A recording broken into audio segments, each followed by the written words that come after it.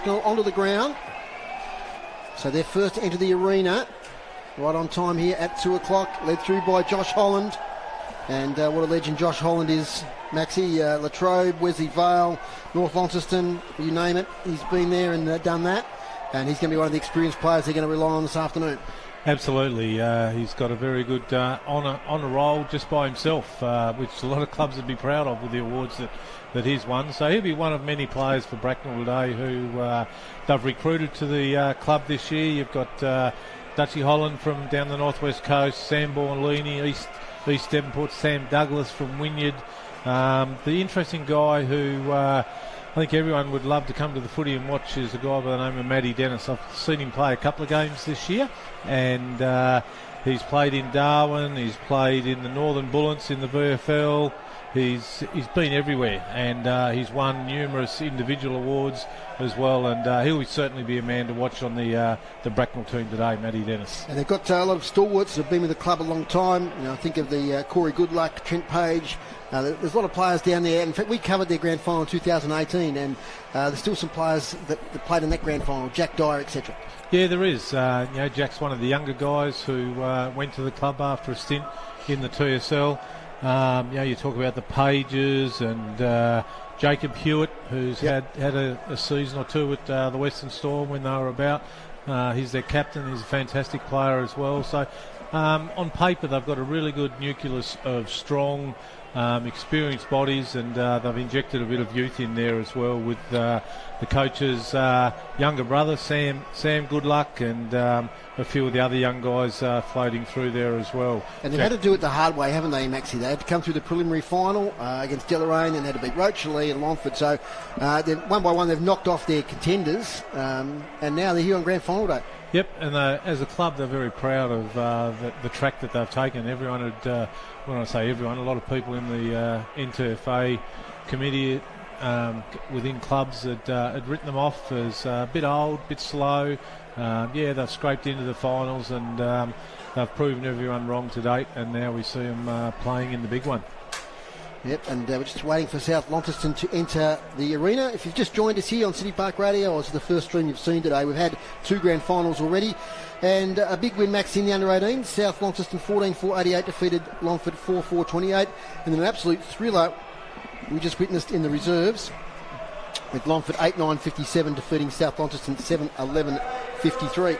Absolutely. The reserves was a resounding win to... the unders were a resounding win to South Launceston, and very, very well played to them on the day against the Longford side that came into the game pretty confident, and we've seen a really, really good game of reserves football here today from the 2 top sides, Longford and South, and like I said, Longford prevailed in the end by 2 or 3 points at the end of the game, and it was interesting for those people who may have been watching the stream and listening to it. There was a bit of confusion at the end of the game in relation to going beyond the 22 minutes, but speaking to the official timekeepers on the day, young Nathan Bester, who's one of the best in the job. He loves his sport, does a great job with cricket umpiring and his involvement in footy, and it was because of a blood rule earlier in the quarter, which was close to the boundary.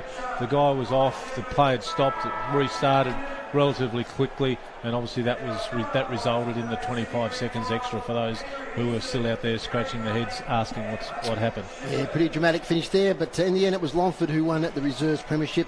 Best on ground there was Sam Chugg. Ben Chugg, number 4. I think it was Ben, wasn't it, Benny? Yep, we'll have a think about that while we get down to our man on the boundary in the sunshine. Down there is Tony Webb, and conditions down there, Tony, a bit blustery, but looks pretty good for football. It looks very good for football because it is. The ground's firm, it's not wet at all. A little bit sort of dry mud in the centre, so if it rains a bit later that might come into it. The wind's sort of coming through the gaps between the stands, and sort of more across ground than anything, so it's going to make kicking for goal pretty hard, I suspect. Bit of sunlight at the moment, but a lot of cloud cover coming over the back of West Launceston towards the ground too. Fantastic, Tony, and both teams on the ground, and it should be a fantastic game. It should be, I reckon, Dave. I've been really looking forward to this one. I'm a bit like you guys, surprised that Braknell got this far. I didn't really think they would. but all credit to them. It's going to be very interesting to see how those coastal guys are going in this, because about 2 years ago in 2019, quite a lot of the coastal guys came down and played with Bridgnorth, and they made the grand final as well. But South Launceston just decided to keep on keeping on, aren't they? Absolutely. So, Tony, all the best down the boundary today. We'll hear from you if there's injuries or any other incidents down on the ground. You will indeed. That's Tony Webb down there on the boundary. Just having a look through these, the South Launceston list. Yeah, we haven't had a good look at South yet. Yep, no, go for it. Yep. No, go for it. Look, again, they've got a really good spread of senior players with 200 plus games amongst them, as well as they've introduced a lot of younger players. Young Kurt Hibbs, I'm really keen to watch him play today, who has just shot up like Jack and the Beanstalk. He just keeps growing, and he'll certainly be a guy to watch today. Young Billy Jack came in from Evandale, one of best and fairest out there, had a few injury issues for a couple of years with his hand, kept breaking it, and he's back to full fitness, and we can expect to see a lot. He's great with the ball, had a couple of seasons at Western Storm, and he's from the St Patrick's Football College as well, and they're experienced guys like Bart McCulloch, who was on the Brisbane list for a period of time. You mentioned earlier the amount of goals that he's kicked this year was 58 or something. Bart McCulloch, 66. 66, yep. Which is a sensational effort. He hasn't played all games. He's missed quite a few throughout the course of the season. So he loved being back at UTAS Stadium, wasn't he? He played some great footy here for North, Western Storm back in the day. So this sort of open ground, the delivery, if he gets it from the likes of Tepper, is really going to suit him. Absolutely. And you mentioned Jordan Tepper. I had the pleasure of going up and watching a little bit of the Longford South second semi, seen pretty much the last quarter, and I suspect that Jordan Tepper broke away from the middle there probably 4 times. Bart on a lead, lace out to him, and that he was serving him up to him of 4 of the 8 goals that Bart had kicked for the day. I saw him kick him in the last quarter. A couple of players too there, Cody Lowe, Lockie Cocker, Tom Foon, recruited this year from the North Launceston D League, which did very well last year, but we might just leave that for the moment, because I think we were just about to go down on the ground. The Master of Ceremonies today is Rick Fontaine. The team's about to gather up. I think we've probably got a brief moment to talk about some of those North Launceston recruits for South. Of course, they've played that D League, some senior experience in the TSL. Yeah, they have, mate. Like you said, Tom Foon and who was the other? Lockie Cocker. Yep. Even Kurt Hibbs came in for 1 year and went back. Jordan Pepper is the same. So 2 or 3 of those players, they actually, to their credit, they started at South, came in and had a go, found it probably wasn't for them, or for whatever circumstances it was. We find them back at their original club, being South Launceston. I won't say young Aaron Viney, but number 1 for South Launceston. A legend. As a Viney. He's been about before they invented electricity, I think. He's been around a long time, and he never puts in a bad game. Both teams are forming up now, and we're about to have the national anthems. Stadium, welcome back for the first time in 10 years for the NTFA Premier Division Grand Final. It's a massive thrill for us to be here today. So welcome to each and every one of you for supporting it. Great to see so many people here this afternoon in Launceston. To commence proceedings before the grand final, I'd like to invite the team captains from both Braknell and South Launceston to meet in the middle, and it's a great pleasure to welcome the Premier of Tasmania, the Honourable Peter Gutwin, to perform the coin toss.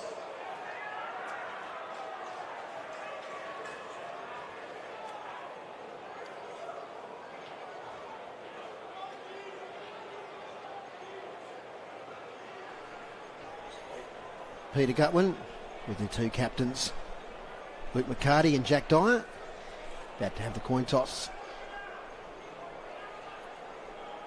Braknell. So Braknell have won the toss, and they'll kick to the city end in the first quarter. Now, ladies and gentlemen,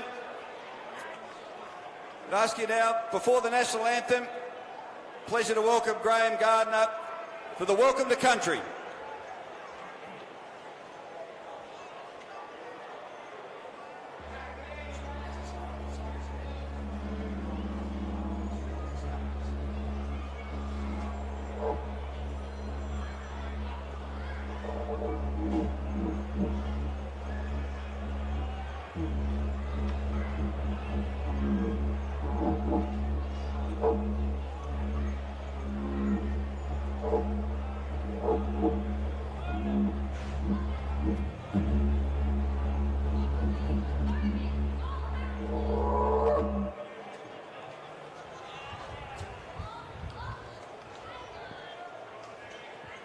Ya, Palina, Warranta Takamuna, Miladina Pakanatu. Hello and welcome to UTAS Stadium. We stand on Aboriginal land. Mina Tanapri, Ningimpi, Nungapi, Takara, Miladina Nika. Mina Tanapri, Pakana Manamapali. I acknowledge my old people who once walked this land. I acknowledge the Tasmanian Aboriginal community. My old people survived because they connected with the land and protected each other. Waipa Mulaka, Miladina, Mangina Mapali. Our warriors hunted and fought the battles. They were hard times, and only the strongest survived. Today, these two modern-day warriors go into battle. Mukra, the dogs. Lorana Pulawini, the redlegs. Each of these clubs represent their own community, and both are seeking to be victorious. May you both play well and in the spirit of the game. Nari Nita too. Thank you.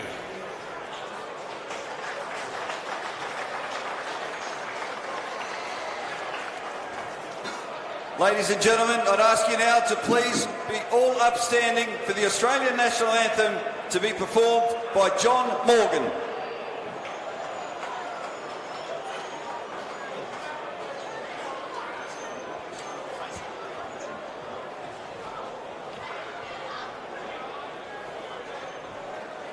Australians, oh, let us rejoice, for we are young and free. We've golden soil and wealth for toil. Our home is girt by sea. Our land abounds in nature's gifts of beauty rich and rare. In history's page let every stage advance Australia fair. In joyful strains then let us sing, advance Australia fair.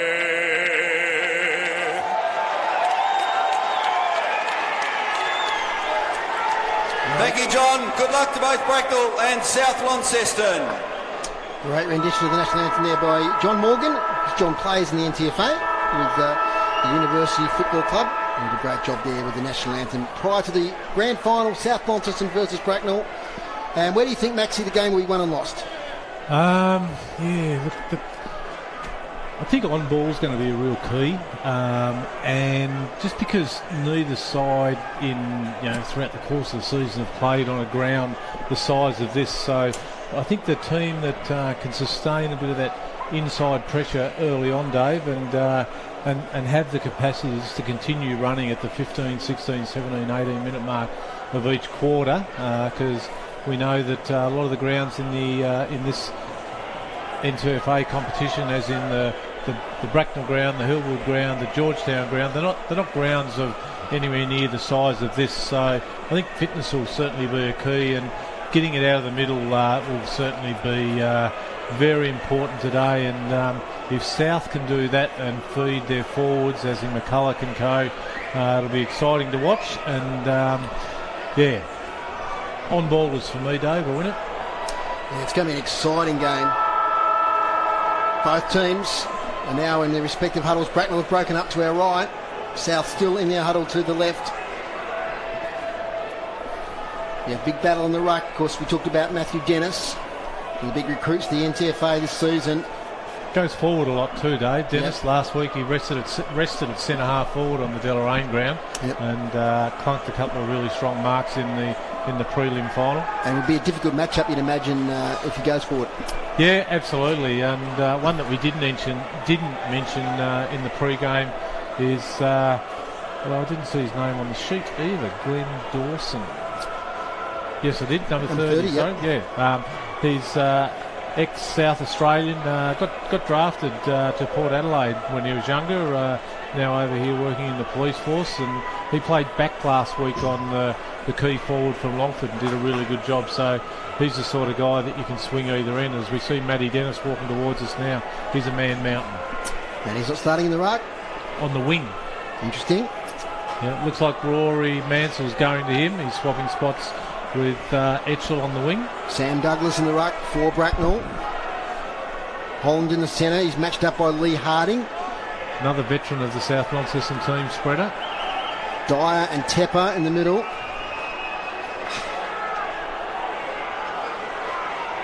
So about to get underway. Good crowd in. Mostly on the western side of the ground. Let's get underway here in the grand final. NTFA Premier Division for 2021. First contest. Falls to Dyer. Ineffective handball. Kick forward now by McCarty. McCarty kicks towards half forward. That's almost a strong mark. In fact, it's paid. Billy Jack, the number 17. Wheels and goes. Kicks low inside 50. Braknell defence. Player caught high. Be a free kick. And that might be 50. No, says the umpire. Matthew Dennis is pushed back. It's his first possession of the game. Deep inside his defensive 50. Goes wider. Marked there by Kobe Latham. The long sleeves. Latham now out of defence. Kicks up the wing. Contested ball. Here's Holland. First possession. Gets tackled. Lose possession. Held without it to the umpire. Dyer kicks to attacking 50. Ooh, mashing in was Viney there. Gets the big fist away. Loose ball in the middle of the ground. There's a South player down. He's rolling around there. Jack Mars down. Very heavy contest there. Getting up slowly. With Corey Goodluck attacking the ball really hard from full forward, and bit of friendly fire involved as well, because there was 2v1 there. Braknell with possession. Front edge at the centre square. It's with Jack Triffett. 14 goals this year. It's about handing it off. He does now. Long kick inside 50 from Robinson. Goes right to the line. It's a mark in the goal square. First goal will be going to Braknell, no doubt about that. Jake Hewitt's got the mark, and she's on at centre half forward here after that. So you watch the footy, I'll watch what else is going on, mate. Drifted across the front of the contest. Jake Hewitt in the goal square. First goal coming up. Here it is. The Braknell supporters to my right going crazy as they bring up their first goal. One goal straight, 6. And Jake Hewitt, pretty experienced player now, Max. He's been around. He's been at Deloraine, also Braknell. Yes. Played a bit at statewide level back in the day too. Yeah, he has. True gentleman of the game, young Jakey Hewitt. Really good human being. Greaves, you've noticed some precipitation coming in? Yes, mate. Yeah, it started raining here. So just light at the moment. Might make things a little bit slippery. So Braknell up and about. Douglas up against McCarty. Taken by Harding. Tackled by Holland. There's a match up. And a free kick's going to go to Lee Harding. So I'd say it's a bit of a tag going on there, Maxie. Lee Harding, experienced player. Kicking forward is Cody Lowe. Out here towards McCarty. It's bouncing ball. It might stay in. It does. Players crash in on the ball. No one can take effective possession. Kick inside 50 there for South Launceston by Mansell. But it's cut off by the Braknell defence. Trent Page, veteran. Kicks long. Off the hands. Little handball comes out now. South Launceston go inside 50 once again. Latham with the fist. Swinging around there towards goal was Lockie Cocker. Loose ball. McCulloch was in there. Spills out towards Dennis. He slips over at the crucial moment. It's going to be slippery now with this drizzle. Falls towards Etchell, couldn't quite take the mark. Braknell winning a lot of contested ball early on, Max. They certainly are, Dave, and just noticed one of the matchups there coming out from fullback then was Glenn Dawson matching up with Bart McCulloch, so ex-teammates at the Western Storm, So that's a good contest to watch. Is Holland. Doesn't get an effective handball. Second effort. Here they go now, the red legs up towards half forward. Bouncing ball, chaos ball. Coming in to meet it there was Daniel Johnson. Little handball comes away. Triffett, left foot, bit off balance, but it's going to go to the goal square. Hewitt again. Can't quite take the mark. Braknell player can't quite get rid of the ball. Spills to the back of the contest. Picked up there by Ben Webb. He clears the area. On his far though is Robinson. He's got it. Brady Robinson swings inside 50. Over the head of Etchell and out of bounds. Signs good early on. Yeah, for the Redlegs. Absolutely, Dave. Probably the 4 or 5 minutes that we've played to date, I reckon they've had control of it for 3 or 4 minutes. South have only had that one entry into 50. Rory Mansell in the ruck. South defence working overtime. As the rain gets a little bit heavier, kick sideways. Jake Hewitt will get there first, this way, that away, on the right foot. For goal, Jake Hewitt! Oh, what a fantastic goal from the boundary line. Hewitt gets his second. Oh, that was terrific stuff. He was sort of cornered right on the boundary line, 40 metres out, right-hand side, and he launched for goal and it sailed through, Maxie. That's a highlight already. My word it is, Dave, and we've seen a couple of goals like that in the earlier games as well from identical spot, and cameraman Benny Donaldson's right onto those. He loves filming those, gives the viewers the perfect view with those, and I reckon Anthony Taylor's probably scratching his head at the moment as to saying, do I keep going with Kurt Hibbs, the number 6, on Jake Hewitt, the number 6 for Braknell, because the first 5 minutes he's led Kurt Hibbs a merry dance. So quite a heavy shower coming over the arena in these early minutes. Early goals will be important. Jack Dyer tackle without it, play on, Holland goes in hard. No one can emerge. A secondary ball up. So we had pretty fine weather for the 2 earlier finals. We know the surface will take a lot of water here. Just a matter of how slippery it gets. Sam Douglas in the ruck. Up in a contest here with Cody Linger. Etchell, handball to the centre circle. Little kick away there by Tom Food. Braknell, clear it back here towards Triffett. Can't quite take that one-handed mark. Matthew Dennis was in there.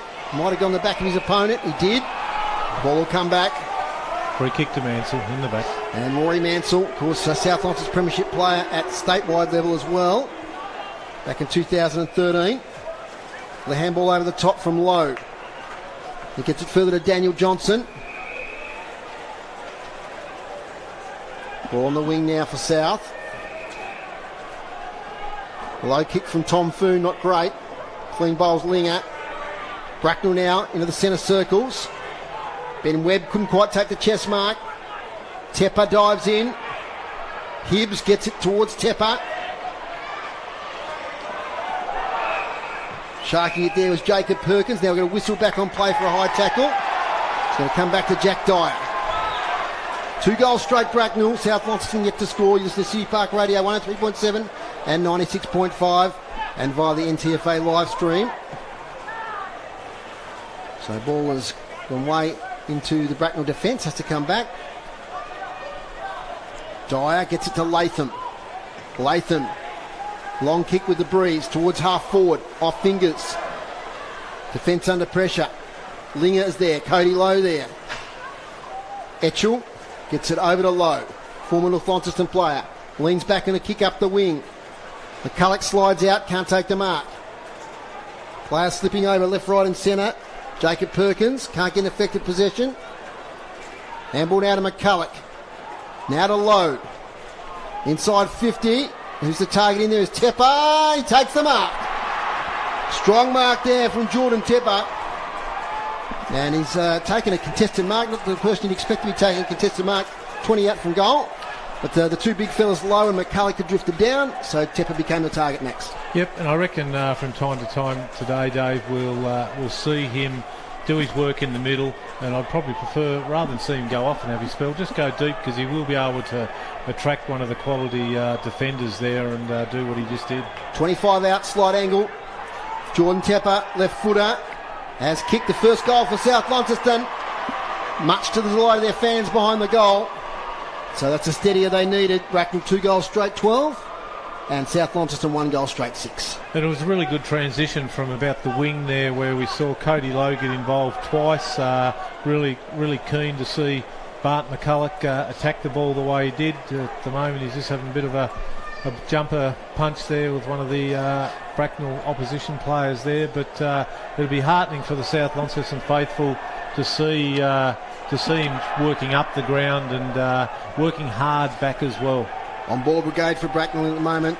Holland, Mitchell, Dyer and Sam Douglas in the ruck. He's up against Linger. Douglas wins the tap. Taken again there by Dylan Johnson. Handball over the top. Kick towards the boundary line to space. It's going to be a race between the players and the boundary line. Braknell player gets there first. And that's Trent Page. Gets thrown over the boundary line. Player that's been with Braknell, spent all his career. Short year at Storm. Short stint at the Western Storm back in 2014. Boundary thrown, falls a bit short. Well done there from Linger. Now we've got a holding free kick, and it's going to go the way of the Redlegs. Might have been off the contest there. Jack Dyer has been pretty prominent early. Played with Launceston earlier in his career. Kicks to the wing, going to fall short. Mark taken. Once again by Linger. Cody Linger towards half forward. Contest, that's probably a mark is going to be paid. No, play on to Tom Beaumont, the youngster. Gets it away there to Cocker. Cocker to the pocket. Not a great kick. And kicking under pressure at the moment, Max, pressure of a grand final. Yeah, it is, Dave, and I thought young Beaumont was probably unlucky there not to be paid the mark. He seemed to have first grab at it and came down with it on the second attempt, but the umpire called play on, and now it's deep in the South Launceston forward pocket in May Park end. Get down to Tony soon once the ball clears this attacking area. He's got some news on the boundary. Kick forward there by Lasky. Off balance, out of bounds on the full. Tony, what do you got for us? Looks like Sam Borlini's in a fair bit of trouble. He's just come off a couple of minutes ago. He's having his leg worked on. They haven't really worked out how bad it is, but it doesn't look that good to me. Okay, do you think it might be a muscle injury of some sort, Tony? No, I think it's a bit more than that. A bit more than that, okay, so we'll see on that one. That Sam Borlini, that'd be a big blow for Braknell, Max, if he was out of the game. Certainly would be, Dave. Quality player. Up the wing, and Dennis juggles the attempted mark. Didn't take it. Hibbs front position. Spills off his chest. It's in the centre of UTAS Stadium. Lots of Redlegs and Bulldogs are going at it hard there. I think umpire will call things to a stop. So it'll be a ball up. Certainly strength-wise, the Redlegs seem to be more superior at the moment than the South Launceston Doggies, Dave. They've got some bigger bodies, and it'll be interesting if the day stays the way it is with the weather as to what the likely outcome that'll bring. Field umpires today, Maxie, Andrew Hingston, Gary Kane and Hayden Shepherd. Gary Kane would have been umpiring when you were back in the day, Max, when you were playing. Unfortunately, yes, he is that old. Yeah. There we go now with Dill Johnson. His kick's semi-smothered. In a foot race there with his opponent, Nick Mitchell. It's on the wing. Heading towards it is Jacob Perkins. He gets a kick towards Beaumont. Almost takes a juggling mark. A lot of play on that side of the ground today due to the wind favouring the eastern side. Picking it up is Hewitt. Kicked a couple of goals, including one beauty earlier. Torpedo now towards half forward. That's out of bounds on the full. Relieving free kick to the Bulldogs. Taken by Aaron Viney. Just having to retrieve the ball over the fence for himself there, Dave. Just back on Gary Kane. Fantastic servant of the game. I think he got it was 400 or 500 games up earlier in the year. Can't remember exactly.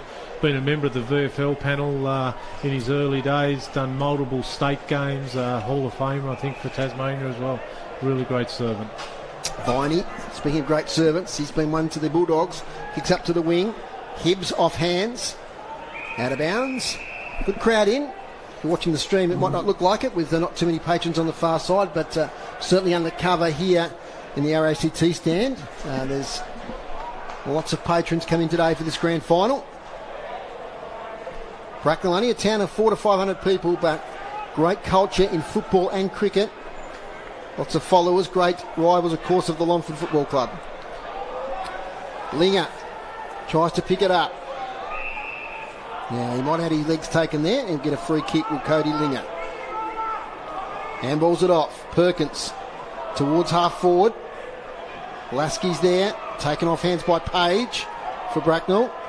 He kicks the wing. Dyer couldn't quite take the mark. Chance now here for Sam Goodluck. Gets it forward, but he's kicked it out of bounds on the full. And of course, they have to be careful with any kick on that side of the ground today, Max, with that breeze pushing it out. Yeah, they will, Dave. And we just noticed then, must have been after the kick. After he kicked it, the South guys remonstrated and the umpires paid the appropriate free kick to the Bulldogs. But yeah, let's go back to young Sam Goodluck. The number 4, long sleeves. 2 kicks out from goal. Kicks towards the pocket. Hewitt nearly takes another mark. Spills to the back. South work it out here through Jack Maher, who went down earlier. He gets handball away. Kick looking for Linger. Dennis knocks it over the boundary line. Just hope we don't lose too much time with the ball over the fence type thing today. Like the game, the clock doesn't stop, and I think we're playing 18 minutes plus 18 minutes time plus time on, Yeah, so that's a bit different to what the guys are accustomed to during the course of the year as well. Of course, if the ball goes out at most of the grounds these guys are, the guys get out of the car and hand it back to them. That's right. Quick kick forward here by Nick Jones to half forward, but chop out mark there by Hibbs. So Hibbs up against Hewitt, good battle. Hewitt on top early. Hibbs' kick's not a great one. And it spills out of bounds on the full. We had a few of those in the last few minutes. So Braknell now drive it inside 50. Sam Douglas couldn't quite take it. Over the back. Kick out of mid-air there by Viney. Does well. Gets 40 metres forward for his team. Contested ball. Dylan Johnson was in there. Braknell trying to break free. So we see Aaron Viney then as he chopped that one out of the mid-air. As soon as he done it, Dave, he turned around to see where his direct opponent was, which is playing on the Braknell coach, Corey Goodluck, so he sprinted back to the square. So that's going to be a fairly good one-on-one contest as well, I reckon. Sam Goodluck, quick kick inside 50. South defence under pressure. Hibbs again with the knockaway. Out here towards Jack Maher. He picks it up. He's tackled from behind by Douglas. Bounty throw-in, says the umpire. So bounty throw-in on the paint of 50. Braknell in attack. They lead 2 goals straight, 12. South Launceston 1 goal straight, 6. Bounty throw-in. Falls a little short. Douglas. Tap towards Holland. There's a kick inside 50. Gets some meterage. And we're now about 25 metres around from the Braknell goal. NTFA Premier Division Grand Final. Premiers earlier today in the under-18s. It was the Bulldogs, and in the reserves, the Tigers, in a thriller. Boundary throw-in. Over the back. A lot of players around the contest. Jack Maher fighting for the ball. Kick off the ground there by Webb, but it falls into the arms of Nick Mitchell. One of the recruits this year for Braknell. Nick Mitchell wheels and goes. 55, low kick to the pocket. Off the fingertips there of Sam Douglas. But probably a good result for Braknell. It's a boundary throw-in, adjacent to the left behind post. A couple of the South guys are just losing their opponents at the moment as their matchups. Like I noticed Matty Dennis is just floating over to the wing where Mansell's gone deep to try and negate Douglas. So they're sort of outsmarting the Bulldogs at the moment without getting a score on the board. Rory Mansell wins the tap, gets it to Ben Webb. His clearing kick's a pretty good one up to the wing. McCulloch in there in a tussle with Glenn Dawson, playing deep in defence. Dawson, lovely kick to half forward, finds Jack Dyer. So Jack Dyer, tapper on the mark, is standing at 48 metres. It's been good this first quarter as Jack Dyer played in the 2018 Grand Final at Windsor Park. Jack Dyer kicks for goal. That's touched. Gee, for a moment there, it looked like it got through everybody. But one behind, 2-1-13 Braknell. South, 1 goal straight, 6. Quick ball out of defence. Jack Maher has bustled off it. In comes Cody Lowe, he can't pick it up. Picked up by Mulder. Mulder back to Keach. Keach to the goal square. Well done by the South defence. Mulder was there again. He's got it, Callum Mulder. Swings towards Douglas. Now this could be a high tackle on Mulder. It is, and it's furthermore, it's downfield. So this will be a certain goal for Braknell. Callum Mulder, couple of involvements there. Now we've got 50. In fact, it's Mulder taking the kick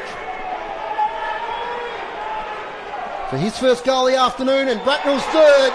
The crowd tells the story. Callum Mulder with a goal. Braknell 3-1-19. South Launceston 1 goal straight, 6. Yeah, 50-metre penalty there. I think Dave was irrelevant. He was inside the goal square before he was going to kick it anyway. So handy player for the Mulder. He's kicked 20 goals this year. Yeah, he has, and he's a very handy player when things are going his way. He can be a little bit hot under the collar, our Callum Mulder, but very skillful player when he's up and about. 19 and a half minutes gone. Braknell off to a quick start. They probably have got the breeze, but it's not a massive advantage as we saw in the earlier games. Dyer, lovely handball forward to the ball now to Triffett. He kicks left foot inside 50 in the Holland direction. Takes one out of mark, plays on and goals. Josh Holland pops up, uses all his experience, took a fantastic mark, and Braknell are off to a real start here. 19 points up at the 20-minute mark. It was a great centre clearance, wasn't it? It come down from the big man, Matty Dennis. They worked it forward. Little number 8, Jackie Triffett, in the middle. Don't think he was having a shot for goal. Wasn't quite sure who he was actually kicking it to, but kicked it to the contest and found Josh Holland, number 18 for the Redlegs, and put him on the board for his first save. Quickly down to Tony. He's got some more news on Sam Borlini. Yes, they're working on his leg now. They've been sitting around for a long time, but they brought out the moon boot, so it looks to me like he's gone for the day. I can't see him coming back from that. Not a good sign, the moon boot at all times, so that could be it for Sam Borlini. A blow for the Redlegs, but they're in front. Tepper's got it. He got a high tackle when he got rid of the ball. That'll be downfield. It will be. And Lee Harding has got the free kick. South veteran. Kicks inside 50, looking for Bart McCulloch. Off fingers. On the follow-up. Big pick up there by Matty Dennis. Great agility from the big man. Up here towards Jake Hewitt. Flies in the contest. Kicks it off the ground. Gets some metres forward. It's out of bounds. Big first quarter, Jake Hewitt, Max. Yeah, he's been amongst the ball when it's been deep and kicked his couple of goals, and then we see him working up to the wing, Dave. Probably a bit unlucky. Thought he was sort of held back from running with the ball then, but umpire didn't see it that way, and they said throw her in, guys. As it has been done. Could get another stoppage here though. Oh, it's picked up. Kick forward there by Trent Page to the pocket where Rory Mansell has time to mop up. His kick's out of bounds on the full. What do you think of the McCulloch-Dawson matchup? I think it's worked well for Braknell so far. Bart's had to work up the ground a lot, which is, he's not dangerous up the ground. He's a goal kicker. He's kicked 66 for the year. And, I reckon Braknell would take that at the 22-minute mark of the first quarter any day of the week with that contest. Kiefer Newton with the free kick up towards the Douglas direction. He's double-teamed. Loose ball, Holland dangerous. Taps it. Hasn't got a teammate there to advantage, but they're going to work it out, I think. South Launceston might have been a push in the back. There'll be a ball up. So we had a bit of rain earlier, and now we've got sunshine. It's springtime here in Tasmania. Hope you're enjoying our coverage of the NTFA Premier League Grand Final, wherever you're watching throughout Australia or indeed around the world, or listening to on City Park Radio. South defence through Webb. Get the kick away, but there was a free kick earlier, and there's a player down in a fair bit of pain. Could be McCarty, Max. Number 27. Yep, it is. Luke McCarty. It's up pretty gingerly.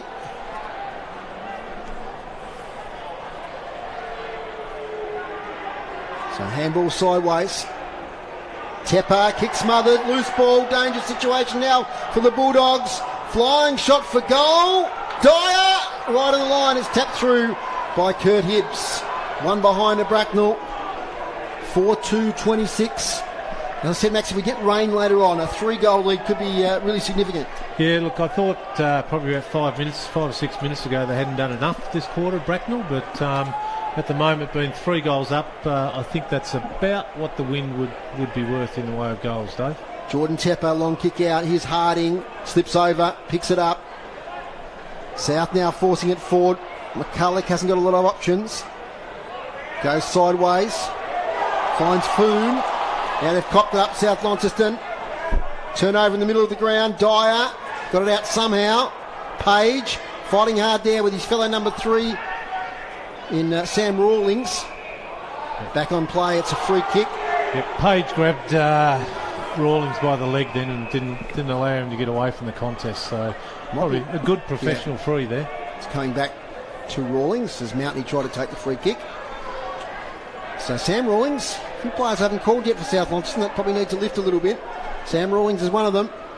Gets away now, runs his full measure, sells some candy, inside 50, front position. Nearly a mark there from Lockie Cocker, dangerous forward. Ball comes out towards the pocket.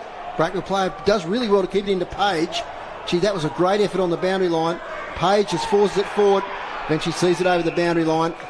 Yeah, that was Dawson then. Yeah, 1%. It was like 10 metres away from the point post, and by him just swinging the arm across and keeping the ball moving forward in Bracknell's way, they've now cleared it 10 or 15 metres outside the 50-metre arc without kicking it. A lot of players would have tried to get the ball over the boundary there, but he saw Page forward of the ball. Braknell now, little kick, not 15. Holland lays the tackle on Jacob Perkins. Would be a free kick. No, a ball up. Pretty hasty one. Cribs, we haven't got you for some stats yet. It's been pretty exciting. What do you got for us there? Inside 50s, 13 to Braknell, 7 to South Launceston. Clearance is pretty even, 8 to South Launceston, 7 to Braknell. Well, I'll get back to you in a second as it's going inside now for Braknell. Fighting it for it there was Callum Mulder. Kicked the goal earlier. It's about 30 metres out from Bracknell's goal. Little handball out. Out here towards Lockie Cocker. Can't quite take the mark. Tom Foon in support, but Cocker does really well against young Gibson there. Up towards half forward. Shark nicely by Jones. His handball puts a teammate under pressure. Back to Gibson for Braknell. Beautiful little releasing handball to Triffett. Now we're inside the centre square. Launching inside 50 there was Nick Mitchell into the goal square. Chorley picks it up. Tackle. Incorrect disposal. Great tackling there from the south back line in Perkins. Could only be a matter of seconds left, I reckon, Dave. 26 minutes gone. So there's been, 8 minutes of time on for 5 goals. Tom Foon can't get the handle on it. Ben Webb's fighting for it. Tackle laid there by Nick Mitchell. He's been pretty good in his first quarter. Must be close to quarter time, Max, and it's 4-2, 26 Braknell. South Launceston 1 goal straight 6 now in the full sunshine. Great condition. UTAS Stadium, big weekend of footy. TSL tomorrow. Dennis wins the knockout, only as far as Jack Marr. Bouncing ball, evades Gibson. Dennis back on top of it. Great agility once again. He knocks it to his teammate who's tackled. Holding the ball against Triffett, says Max, but it's not going to be paid. Little kick comes out towards Tom Foon. He sees it over the boundary line. Tom's brother Jay, of course, in action here tomorrow for North Launceston. Yeah, so South here, Dave, would be very keen not to allow another one get past them here in the last stanza of this quarter. So can't see anyone going back loose for South. So they're still playing one-on-one footy. Another stoppage here. Grooves, did you get the clearances? Clearance is 9 to South Launceston, 8 now to Braknell. Braknell winning the hit-outs pretty convincingly too. They are, they're on top there. 14 to 8. A lot of them have been by this man here, Dennis, who almost takes it, plays volleyball with it, gets a kick away. Jack Marr's got it. Little handball out of it. Ends up now with McCarty. Handball smothered. Quick kick forward there by Daniel Johnson. He's going to come back and there's going to be a free kick against Johnson. Nick Mitchell. Impressed with him so far, Max? Yeah, he's been in everything, Nick Mitchell, hasn't he? One of the lesser lights from what we hear around the traps, but performing really well today. A lot of South players around the ball, including the veteran Rory Mansell. Up here towards Linger, fumbles, Dennis, spins out, kicks inside out towards the goal square. Holland's there, couldn't quite take the mark. Handball sideways in the contest by South. Desperate defence in the dying seconds of the quarter. Keach is pushed in the back. Edward Keach. They'd be wanting him to, they'd be saying to him here, Dave, take your time, there's not long to go. Go back, kick the goal. Well, at 28, nearly 29 minutes, it wouldn't surprise you if the siren went here as he's lining up. What about the agility of number 21, Matty Dennis? Unbelievable. He's probably taken more ground ball to date in this game in the first 28 minutes than what he has above his head. Quality player, no doubt. Edward Keach, close to the man on the mark, sets out to the left, comes back, just stays left though. One behind. Braknell 4-3-27. South Launceston, one straight goal. Inside 50 update, please, groups. 17 to Braknell now, 7 to South Launceston. Braknell had a run of about 7 or 8 inside 50s in the middle there where they did some of that damage. Long outside 50, big fly there, close to the boundary line. Little kick and the high tackle again. So they're in first for the ball at the moment as Braknell. They're winning the rewards from the umpires. As Jack Triffett, 14 goals this year. He's kicked, he's right on the boundary. He's going to set it up, or he goes sideways. Might work out all right to Mulder. Good defence though by South. Foon gets his handball smothered. Now out towards Mulder for goal. Never really looked like it. Did come back though. One behind. They're peppering. We're well beyond 30 minutes now. They did this last week, Dave, too, in the prelim final against Longford. They had ample opportunity to put Longford away in the first quarter. I think it was 1 goal, 8, kicking with the aid of about a 2 or 3 goal breeze out there at Deloraine, and done pretty similar things again today. Had the same amount of scoring shots, scored a few more goals, but have still missed some gettable goals. Tepper doing the kick-outs for fullback. He's also been their goal kicker earlier in the term. Almost a mark taken there by Mulder. That's quarter time. Let's just wait and see what happens on quarter time. As Big Bart is in there with a bit of a push and shove. Players, a bit of jumper grabbing. Nothing more at the moment. And I think saner heads might prevail here. As players not interested in wasting energy and they're starting to separate. So we've got quarter time here at UTAS Stadium in the grand final, and Braknell, the underdogs, they're doing very well at quarter time. 4-4-28, leading South Launceston 1 goal straight 6.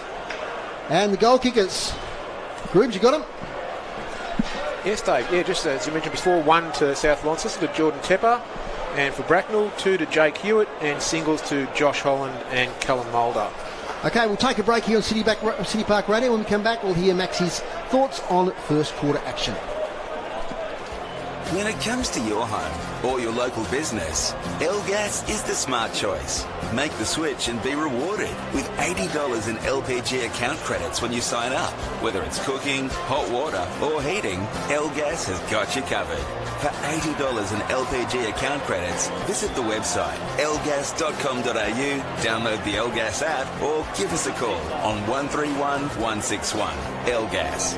Local, safe and reliable. A sponsor of City Park Radio. Community Care Tasmania is your local not-for-profit home care service provider in Tasmania.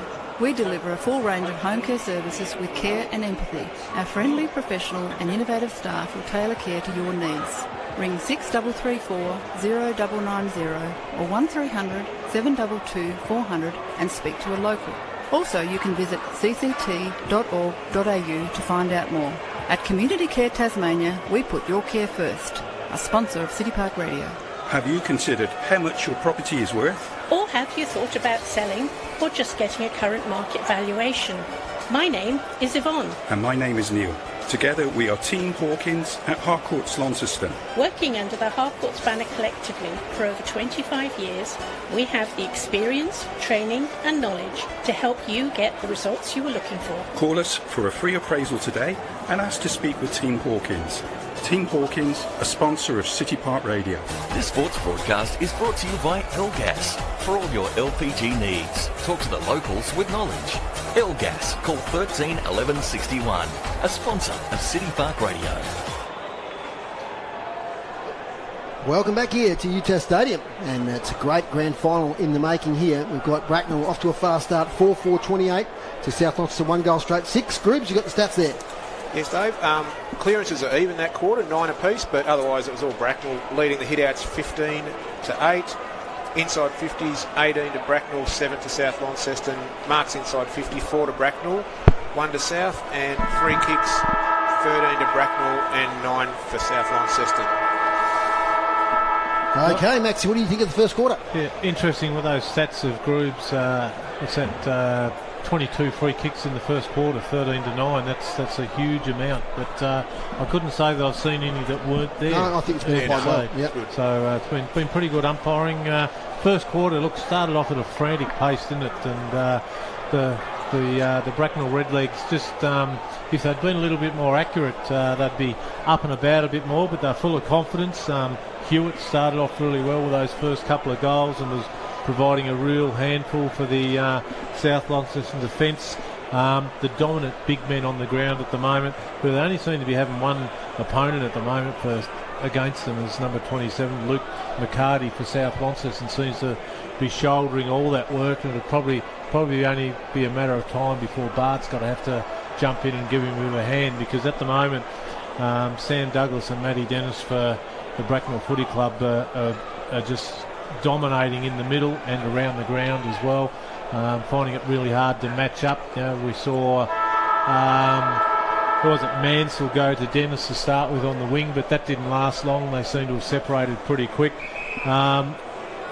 Tony mentioned earlier about Borlini. He got the moonboot on. He's not going to be kicking the ball anymore today.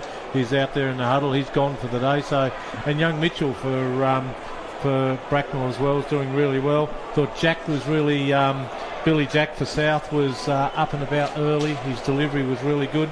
Cody Lowe was good. Tepper having to travel too far to get his possessions at the moment. He's going from one end to the other. Better get down to Tony on the boundary. Tony, what do you got for us? Anthony Taylor's not very happy. He says they're second to the ball all the time, and whenever they do get the ball, be it a secondary contest or whatever, Bracknell's applying really good pressure. He says they're not respecting Triffett, but he just wants them to really toughen up and get to the ball first and have a red hot crack, because he doesn't feel they have to. What was his mood, Tony? Was he angry or measured? Measured to angry. Okay, so we're in between. Yeah. And Sam Borlini, looks like he's out for the game. He's definitely gone. There's no way known he's coming back from that. Thanks, Tony, for that report. He's very upset too. Yeah. Is it an ankle or what do they think? Huh? Look, I'll find out a bit more, but the moon boot's around the ankle, so I'll suggest that. That's what it looked like when he came off too. Yeah, moon boot could be an ankle, could be an Achilles, and that's one of those sort of things. He wouldn't be walking around if it was the Achilles. True, that's right. Yeah. Second quarter action here at UTAS Stadium. 2021 NTFA Premier League Grand Final. It's the Redlegs by 22 points. Can South come back in this second quarter? We figure that the breeze is favouring the town end, but not a huge advantage. So you'd say Braknell on top in this contest at the moment. Long way to go. Secondary ball up. Dennis wins the tap. Out here towards Holland. Knocked away though by Cody Lowe. Looks like we could get another stoppage here. Tackle laid there by Mitchell. So goal kickers. The major goal kicker at the moment is Hewitt with 2 goals. Mulder with 1. And also Josh Holland with 1. And Jordan Tepper, the single goal scorer so far for the Bulldogs. Taken by Mitchell out of the contest. Kicks inside 50. Fades away to the pocket. It beats Corey Goodluck over the line. We had a pretty quiet first quarter, Maxie.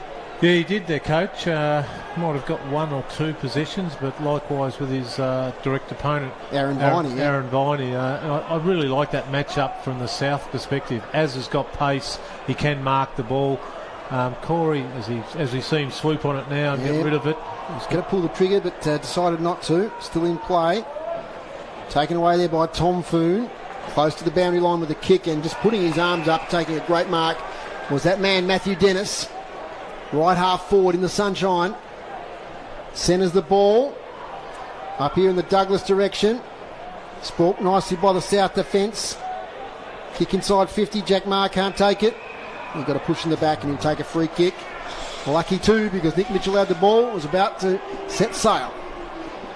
Short kick comes to Lasky. Defensive side of the centre square. Plays on. Beautiful kick here towards Perkins. Gee, that was good delivery. And over top to McCarty, puts him under pressure, has to wait. Tackled now Perkins backs up his poor handball. Kicks towards half foot. Spot away there from Etchell by Lockie Pern. Lockie Pern's just another one of their local boys, Dave, who's just stuck with the club and he played a lot of unders with him, yep, for sure. Yeah, he's turned himself into a really accomplished senior footballer at the Braknell Football Club. Poor throw in there, comes to the back, Mitchell, dispossessed, holding the ball, says Max. Perkins can't get an effective kick away. Here's the skipper, Will Fisher. Kicked inside 50. Oh, Mark McCulloch got his hands to it. Over the back, there's a chance, and it's Beaumont, and he's missed. Young Beaumont there swooped. Probably had a bit more time than he thought, and his kick just went off to the left. He did, and if my memory serves me correctly, he's actually eligible for under 16 footy, young Thomas Beaumont. Yep, he's a good cricketer as well. He is. Got his maiden ton this year for I think it was the Launceston Cricket Club. Boy from Grammar. Out it goes. From defence, still in play. Fisher gets tackled by Foon.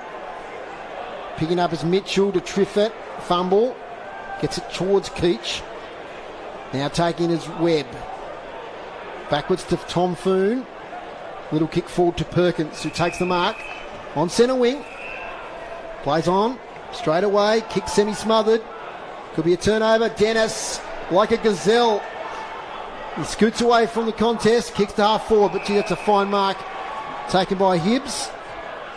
Kurt Hibbs now to Tom Foon, who's getting a lot of possessions at the moment across half-back. Plays on. Beautiful kick to McCulloch. He's 2 kicked out from goal, though. They need him inside that 50, clunking and kicking goals, but he kicks inside 50 himself. Looking for Lasky. Beautiful pick up, Lasky. Centering kick towards Beaumont. He's still got it. It's Tom Beaumont. He's tackled. Releases. Fairly said the umpire. Etchell's pushed out of the way. Braknell defence holds firm. And gee, the Redlegs did pretty well there. Yeah, they did extremely well there, Dave. I'll tell you what I would like to see. I'd like to see Matty Dennis versus Bart McCulloch. The two big gazelles on each other, as we see now. Yep. He pushes Dennis out of the way. Does Bart. We get a free kick, and I think it's going to go to Lasky. Probably a bit lucky, but we'll be able to see that on the YouTube scoreboard there. That's just a little bit in delay, isn't it, Dave? Yep. So just a little bit of a push in the back there. See that again in a minute. So Lasky, though, should not miss. He's 20 out directly in front. And he comes. Boos from the Braknell fans to his right. Lasky has kicked the goal. And that's their second. 2-1-13. Braknell 4-4-28. And yeah, just looking at the replay there, it was Jack Dyer that just fell in the back there of Lasky. It was there, right in front of goal. So a valuable goal there to the Bulldogs.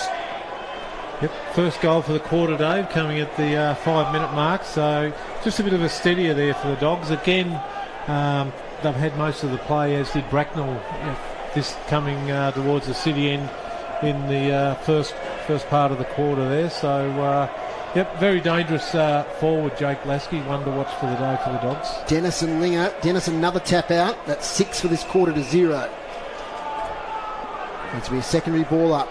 They've certainly got the ascendancy in the ruck, haven't they, the Braknell Redlegs. He wins another one. Sharkdo by Linger.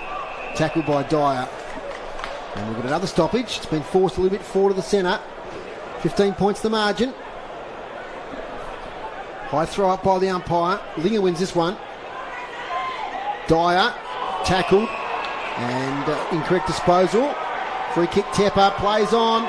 This is where they're dangerous out of the centre, the Bulldogs. Up here towards McCulloch, front position. Can't quite take the mark, over the back. Latham mops up and gets it to Robinson for Braknell. He's got Triffett over the top. Has to turn though and pursue the ball. Kick wasn't great. 2 against 1 contest. Perkins to Cody Lowe. His kick is to Bart McCulloch, who takes off. Tackle from behind. He's caught holding the ball. He just stumbled as he took the first step. And that meant that Robinson could catch him. And a good tackle from behind from Brodie Robinson. Strong nut, Brady Robinson. Had a bit to do with him as a junior. Coached him a little bit and loves the hard contest. And did on that occasion. That's a lovely mark. Then gets Sam Douglas. No, mark not paid. Braknell players questioning why. But the umpire says that Rory Mansell got a hand in on that one. 15 points the margin. NTFA Premier League Division Grand Final on City Park Radio 103.7 and 96.5 and via the live stream on Facebook. Taken away beautifully by Ben Webb. He kicks to half forward. Contest McCulloch crashes in. But good work again there by Will Fisher, who got a fist on that ball and knocked it over the boundary line. South a bit too McCulloch conscious at the moment. They seem to be, and that reflects on the goals that they've kicked through the course of the year, as we were saying off air, isn't it, Dave, where he kicked 66, and the next closest in the club to him was, 15 or 18 or something? So over the back, neither player got hit out, but Dennis was infringed on. So just the 5 inside 50s this quarter. It's been really going between the half-back lines. It's after 8 minutes. Dennis, that kick towards the boundary line. I think we've barely seen any action over in front of us, Maxie. Just while I bought the binoculars. Absolutely. You did too, I noticed. Yep, it's certainly all the players on the railway side at the moment, and obviously being favoured on that side as well by the breeze that is out there, Dave. Boundary throw in. Douglas in the ruck this time. It's a nice firm tap. It'll be sharked by Tommy Foon. And his kick is another one, I think, that's gone over the boundary line, or was it touched? It's out on the full. So hasn't it reached any great heights this quarter as yet. Rain has stopped. Good conditions now. We had about 5 minutes of rain just after the start of the game. So Braknell into attack. Rory Mansell takes a chop out mark at half back. Lays back in a little kick. Does it nicely to Linger. Cody Linger plays on straight away up here looking for Harding. Oh, that's a lovely spoil from behind there from Trent Page. It's now loose ball though. Harding back on it. Beautiful tap back there towards Foon. Coming through is Tepper. He's tackled from behind. And he has to release the ball. Great tackle there, Dave, wasn't it? He could have just ran straight at the guy who was tackling Tepper. And Jack Dyer, I think. Was it? Yeah, it probably was. Yep. Yeah, he's over there and looks like they're playing 1v1 on each other at the moment. So good match-up today. We love seeing those sort of on-ball midfield battles, and that's one that's going to be crucial in this contest. Dennis, another tap out to Mitchell. He's under pressure. Ball up. Two of their best so far today, Dave. Dennis and Mitchell. Yep. No doubt about that.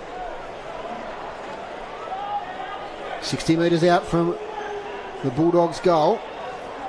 Scored the only goal this quarter so far. Now we get a holding free kick. Coming back to Matthew Dennis.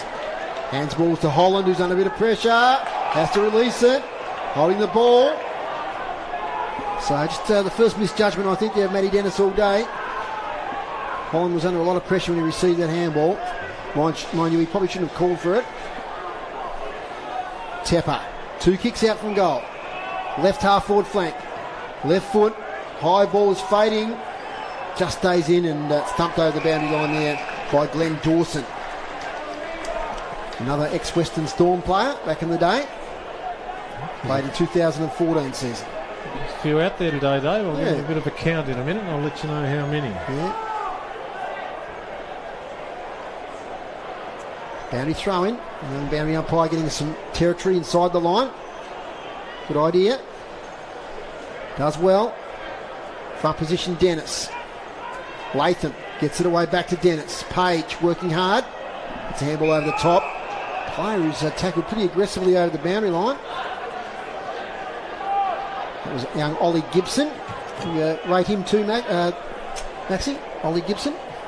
Yeah, good young player. Come along a lot in the last 12 or 18 months. Was in the Devils program as a 16-year-old with the under-16s who didn't fell off the radar a little bit, but come back and played some really good footy for Braknell this year. Here's Holland. Dispossessed. Might have been head on to a bit long. Play on. Mitchell is met hard there by Webb, but Mitchell gets it back again.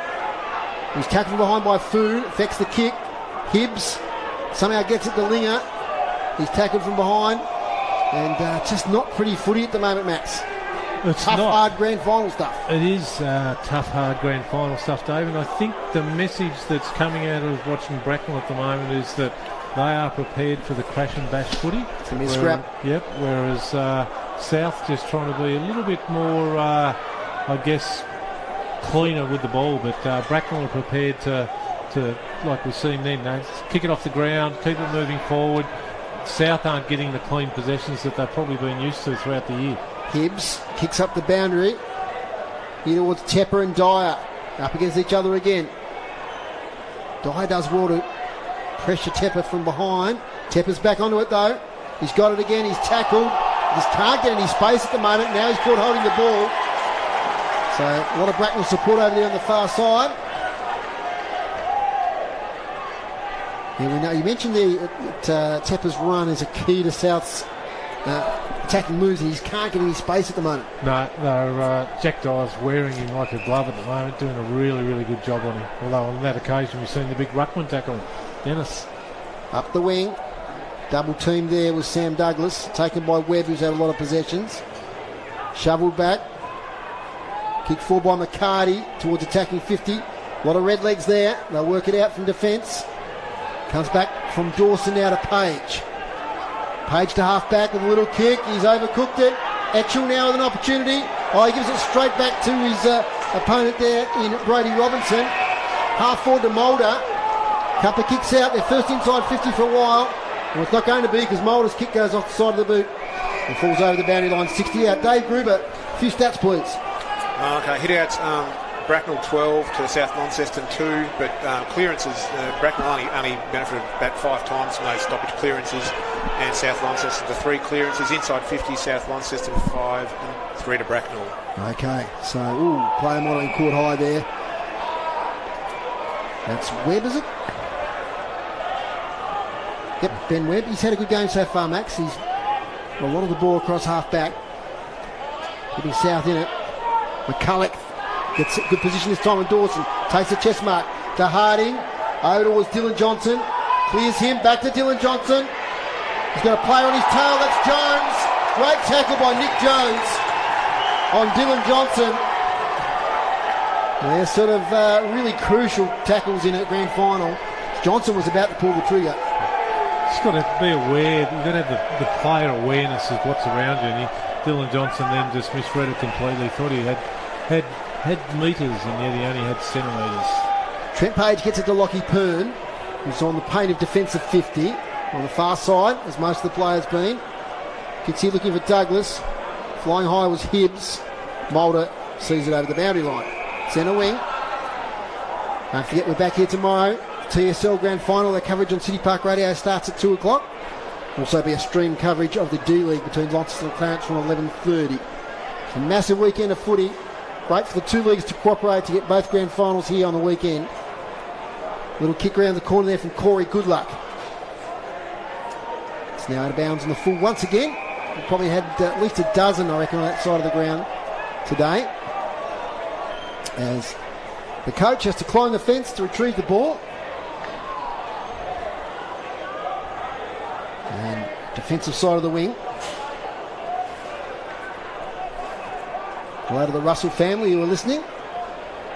As young Ben played in the under-18s today for Longford. Great supporters of City Park Radio. As it's a mark taken by McCarty, South veteran. It's a bit of hush over the crowd, Maxie. There's not a lot happening at the moment. As we said, there's not many inside 50s happening. No, look, it's only been one goal in 16 minutes of footy, which went the way of South early on in the quarter. Yeah, Lasky. Yep. And we talked about the lead that Braknell have got, and if we get another shower of rain, tight game, could be a valuable advantage they've got at the moment. See what South can do. Ben Webb has got it. A little handball, gets it to Beaumont. Beaumont's handball. Looking for a target there in Daniel Johnson. He can't pick it up. There'll be another stoppage. Left half forward. So South, as we mentioned, just that one goal this quarter. think Braknell scored this quarter, Max. Is that correct?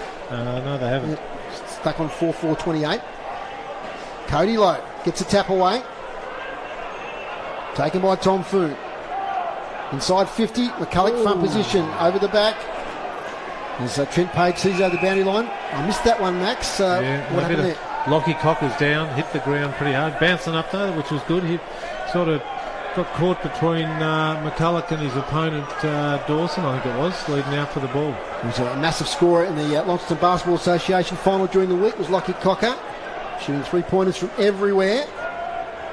His team over the line, a little shove out there, yep, the umpire saw it. McCulloch on Dennis.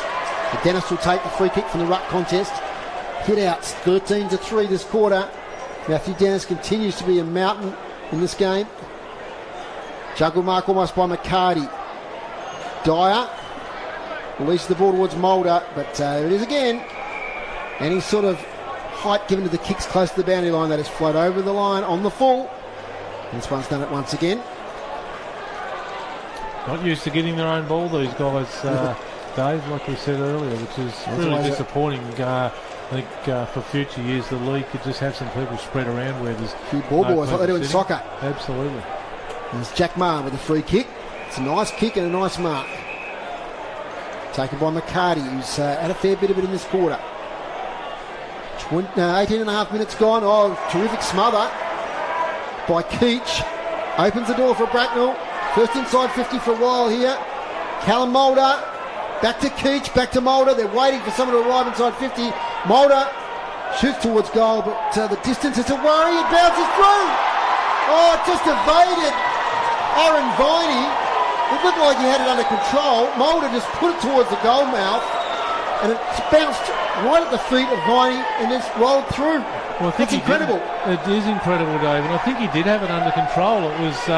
It looked like the ball was just going to drop with the breeze and push back in front of him, but instead of bouncing on the end of the ball and bouncing back towards the middle, the other end of the ball hit the ground and bounced towards the goal. So young Azavini then had no choice but just watch it dribble past him and through the middle. So great goal from Callum Mulder for his second, one in the first, one in the second. Yep, 2 goals to Mulder, 2 goals to Hewitt. We're about to get underway again. That's an incredible goal. 2 massive goals today between for Braknell and Jake Hewitt. That one from the boundary line, and now Callum Mulder against the run of play, it has to be said. Dennis wins the tap out and the clearance. He's doing it all. Oh, slipping over there is Mansell. Opens the door to Dyer. Dyer, little kick. Gets a mark inside 50. Jake Hewitt again. And a crucial slip there. Open the door for Braknell. But did Dave, and real smart kick then by Jack Dyer as well. Could have easily blazed away, but just seen Jakey Hewitt standing there by himself and barely covered the distance. But now Jake Hewitt's got a set shot from about 35 out on an angle. Jake Hewitt for his third. Gets close to the man on the mark, and he has missed to the right. 5-5-35, Braknell, South Launceston 2-1-13. So bring the ball back in out to our side this time, Dave, which is really good, and a really good punch then by young Ollie Gibson. Gibson, that's the man that we were talking about earlier. Cleared the pack and just gives the opportunity for the Braknell forwards to set up again and be really keen to get another goal at the moment, the Braknell guys, while they've got it in their forward line. Nick Mitchell can't quite take possession. It's at half forward for the Redlegs. 21 minutes gone. Won't go all that long this quarter, Dave, you wouldn't think, with only a couple of goals scored compared to the first. South would be desperate to get a goal or two before half time. Dennis wins the hit out towards half forward. Tackle there is Dyer. Sling tackle, yep, free kick. I think if they're going to start paying those, we've seen a lot of other tackles that have been just as fearful as that today that haven't been rewarded. Yep. So if you're going to do it, you've got to do it consistently across the course of the day. So right behind this one, if you're watching the stream, beautiful sunshine here at UTAS Stadium. Jack Dyer, distance will be right on the edge, I'd say. He's kicked it out to the left. It might sneak in, out of bounds on the full. So it's still at 22-point margin. So South Launceston, deep in defence. Out buzzing here at the moment. Braknell doing very well in this game. Mark dropped there by Cody Linger. Harding taps a good one to Perkins. Chain of handballs now back to Harding. Towards half forward, inside 50. Taken on the bounce by Etchell. He's going to pull the trigger for goal. Misses.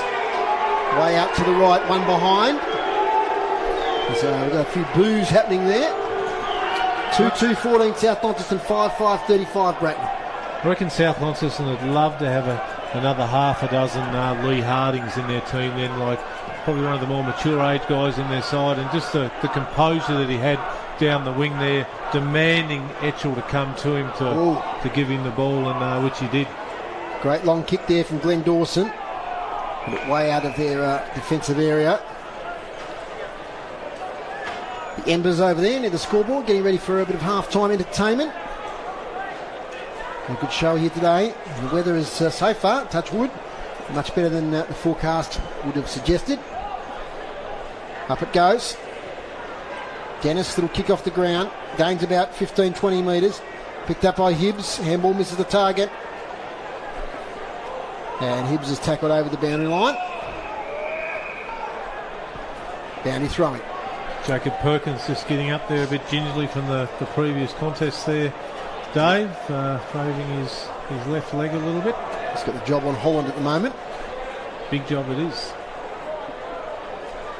Great marking goal in the first quarter by Josh Holland. Dennis against Linger. Tap out comes to the front. Keach was in there. And it spills over the boundary line once again. We've got a lot of stoppages in this quarter. Groobs, a couple of stats for us. Yeah, lots of stoppages, Foz. Braknell hit outs 16 to South Launceston 4. Clearances, Braknell 9. South Launceston 5. Inside 50s, 8 to South Launceston and 6 to Braknell. Okay. So it's only the 14 inside 50s, which for quarter footy is not huge. A lot of players been on this outer side of the ground. Out it comes with Nick Mitchell. Breaks a tackle, gets it to Hewitt. He's tackled from behind. It's a tough game of footy at the moment. Tom Foon in there. Now picked up by Trifford. Quieter second quarter. Rory Mansell's there. Tackled by Douglas. It is forcing it forward at the moment of Braknell. And it's out of bounds. About 10 or 15 metres around from their goal. Nearly 25 minutes gone. It'll be their last chance, Dave, for a score this quarter, I would think. Free-flowing first quarter, but it's been pretty dour stuff in the second stanza of play. Douglas, good tap out here towards Triffett. Can't take possession. On the follow-up is Hewitt. He's tackled. Has to release the ball. And Tom Foon just sees it through for a rush behind. 5-6-36 Braknell. South Launceston 2-2-14. Wasting no time from fullback Jack Maher. Gets it out here towards Dennis. Matty Dennis has got it. If you're going to play on from fullback, you don't kick it to Matty Dennis. Don't kick it to the biggest bloke in the competition. Absolutely. Easy mark for a man of his calibre. Kicks back inside 50. Hibbs. Great contested mark in defence, Kurt Hibbs. Been impressive today. So back to Dennis once again. He'll rise up and take another mark. There we go. You're not learning South Launceston. Now Dennis kicks it back inside 50. Surely Hibbs. Yes! It's the Dennis and Hibbs show at the moment. 4 marks in succession. I don't think I've seen that for a long, long time. It's going to be broken now as he gets a handball to Tepper. He gets it short to Viney. That's unbelievable. Now to Foon. Tom Foon, he has to move it quickly. They need goals before half time. Back to Tepper. Tepper plays on. Beautiful kick. Finds Etchell. He turns, puts himself under pressure. Does get the kick away. Inside 50. Easy mark. Dropped there by Lockie Pern.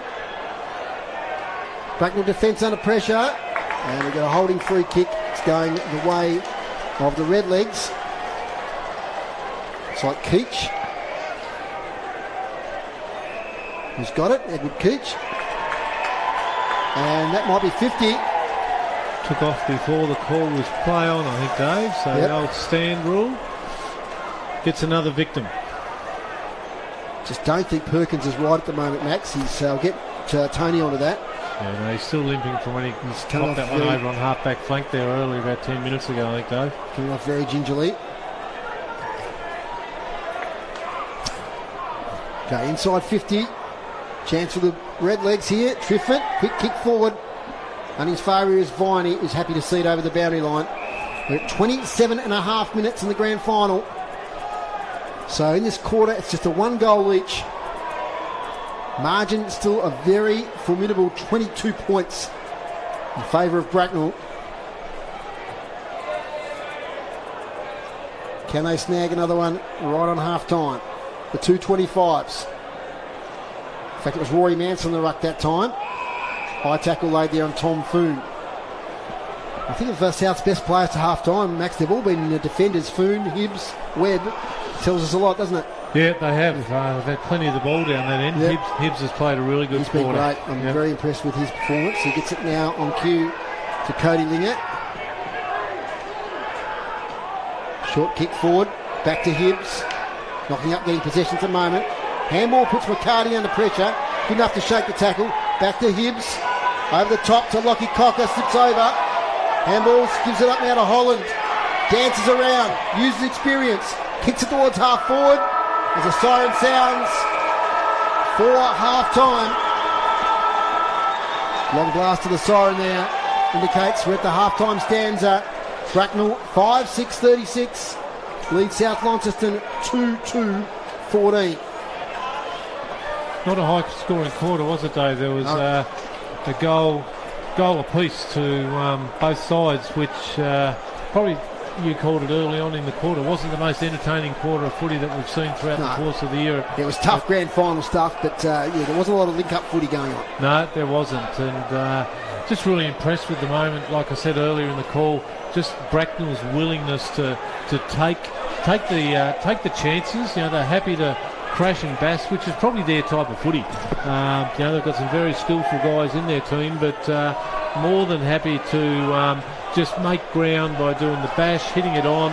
Like the prime example of that was as the Braknell guys as they're coming off, getting the support of all 450 residents of Braknell. They're all here at the moment. I think and they are more. all I think, and more. Yeah. Well, I can. Anyone who's ever lived in Braknell, I think, is here. Yeah. Well, I can tell you one thing: no one from Lonca will be sitting up there applauding. No, that's what's true. Yeah. But and Moon Boots must be the flavour of the month at the moment at Westbury. I see is that Brett Mehetzel in the Moon Boot down the front. Yeah, there? it is too. Yeah, the veteran. And Cruz, we haven't got the goal kickers yet. If you've got a chance to give us those. Goal kickers for the half. South Launceston just a 2 singles to Jordan Tepper, and in that quarter Jake Lasky. And for Braknell, 2 to Jake Hewitt, 2 to Callum Mulder, and a single to Josh Holland. Okay. South are in trouble at half time, there's no doubt about that. 5-6-36. Braknell, South Launceston 2-2-14. We'll come back in just a moment with some analysis to half time.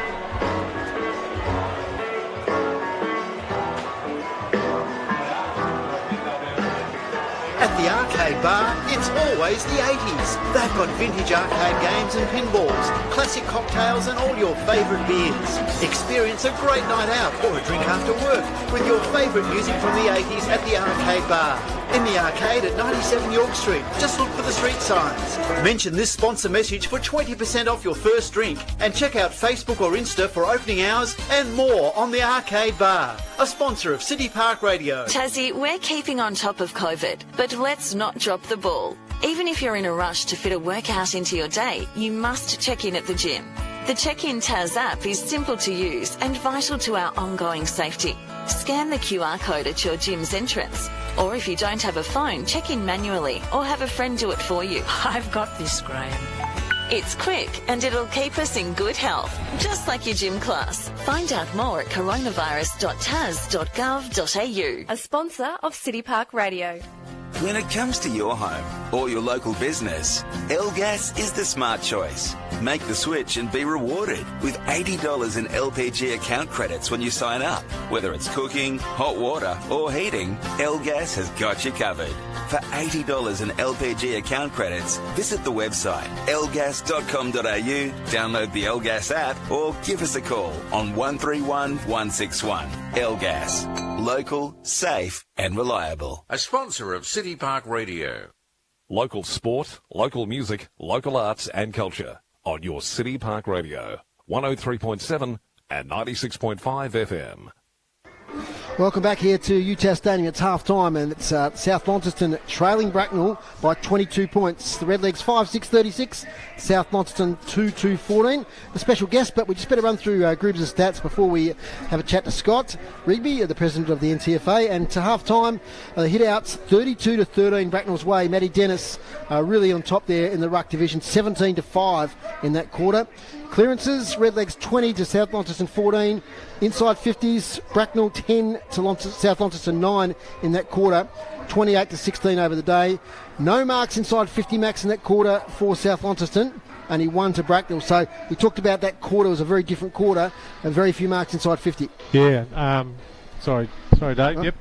It was very much different to the first stanza, and the South backline were under pressure all the time, and we spoke off air about where all their better players are coming from, and it's the backline just holding the forward thrusts of Braknell up at the moment, and they did a reasonable job, even though they were against the breeze, just allowing Braknell to kick the one. South probably would have liked to have kicked maybe one, two more would have been giving them a lot of confidence, but they're still certainly by no means out of the game, and halfway through it, I wouldn't like to call who's the winner at the moment, because there's still a long way to go in the game of footy, and a lot of players so far who probably haven't had a lot of the ball. Cody Linger's got a little bit of the South. Joel Mountney, I think, has been pretty quiet. Dylan Johnson, Tom Beaumont's been good in patches, but there's still a bit of improvement from a lot of those guys at the moment, and Daniel Johnson's another one, the brother of Dill. Rawlings was in and out of it a little bit, so they've got a lot more in the tank, I think, and Bracknell's better players have performed consistently over those first two quarters, so we'll see what happens in the second half. Free kicks, Braknell 23, South Launceston 17. And earlier today in the under-19s, it was South Launceston 14-4-88 defeated Longford 4-4-28. And in the reserves, a thriller. Longford 8-9-57 defeated South Launceston 7-11-53. Without further ado, I'd like to introduce our guest. He joined us last week, but there's been some big news during the week since then. And good afternoon, President of the NTFA, Scott Rigby. G'day, Scott. G'day, Dave. Thanks for having me. No worries. Well, let's talk about today. What a great day for footy here, back at UTAS Stadium. Can you believe it? Oh, it's fantastic. I arrived here at 7:30 this morning and just wandered around to have a look, and you just got that buzz in your stomach, didn't you? And then watching the under-18s start out there, you can just feel their excitement, and then it's flowed through for the rest of the day with a great crowd, which is fantastic. Absolutely, it's great, and great weekend of footy it's going to be. Look, some big announcements during the week. The arrangement with Hawthorn, for those that haven't read the news and not aware, and got a lot of people that are watching this interstate and around the world. Tell us what happened with the announcement this week with the Hawks. Yeah, well, we've been probably talking for the last couple of years to see what we could actually do, and Hawks have been in the state now for about 20 years, and so they're moving into the 21st, so they've been predominantly in the north of the state. So us, with our footprint being so great across the north of the state, it just makes sense for us to start talking to each other to see what we can do. So we've come together and we're working on a collaboration that'll encompass a few things, and so obviously the big highlight was that looks like we're working towards trying to get some curtain raisers played in an AFL game, which is absolutely fantastic. But also, so the collaboration includes some mentorship regarding the coaching space, because that's one thing very passionate about, and getting the very, very best we can for our coaches. We've got some great individual coaches already associated with our clubs and teams, but to be able to harness some of Hawthorn's wisdom, how successful they've been over the last few years is magnificent. But also their mentorship around how they run their business. Yep. And that's what we're all about, and that's what it's all about, the people, and the more we can do for our people in our communities, with community footy, the better off we will be.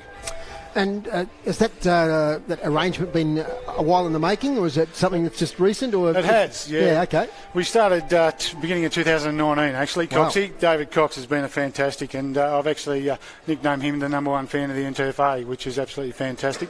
But we sat down and we started talking about a few things in 2019. Obviously with COVID last year, that sort of put all of that on hold. But we started talking again, but it's really gained some legs over the last probably 3 months in the sense of that. And you can see the support that Hawthorn have actually helped us with the state government just to supply, and you can hear the band in the background playing now, just to bring some bit of community to the games and community to everything, and actually to support our local talent as well, because we are a big part of that. And the curtain raiser concept, that probably be a little bit dependent on the weather at the time and that sort of thing, but is that a real possibility? Yeah, it's a real possibility. We actually started talking about, because what I really want to talk about is that supporting our young blokes coming through, because we really want to give them the best opportunity to be able to showcase their talent. So we started talking about the under-18s, but it's actually grown legs, and the world's our oyster really at the end of the day. But obviously we'll be governed by certain things and certain protocols, but we'll work through those.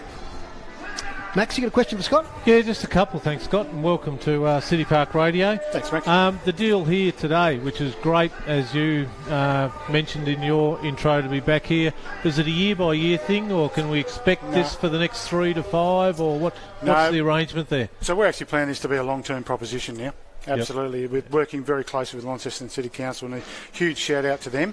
They've been massively supportive, and Mayor Van Zetten is a big fan of the NTFA himself. So we just sat down and talked and see how can we actually do that. And Robert Groenewegen and Tony, you've been fantastic from Newtest Stadium to help us to enable that.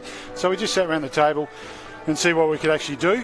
Unfortunately, we couldn't bring the Division 1 and Women's Grand Final last week here, but from next year we plan to bring them all. Yep. So we plan for this to be a long-term proposition. Yep, that's fantastic to hear, and I know all our listeners would be enjoying the view from here rather than probably one of the other grounds that you've had your grand finals at in recent years, and so you and your board to be commended on getting back here, because I know everyone you talk to, whether they're 20 years old or 70 or 80, doesn't matter what club, that they want the grand final at York Park, as they call it. So it's great. You've done a really good job there. Just a couple of others that I've got here that I hear a lot of discussion about is the structure of your under-18 comp next year. Can you give me a bit of an insight as to what you hope that will look like, and introducing other clubs to bring teams in? Some of the existing clubs, are their thoughts that they will continue to field a team, or have some put their hand up and said, look, it's too hard for us? So what's the landscape there, mate? Yeah, well, we're working. I mean, we've worked for 5 years for the last. There's no secret about participation being an issue for footy coming through, and our under-18s they're pretty much our live stream coming through into our senior recruitment, senior footy. So we've worked quite hard. So we're actually going to push, and we push really hard. And we've looked at a lot of demographics. We want more kids playing footy, and the thing is, we've got to enable a product that will allow them to play footy. So we've got to be flexible in our model.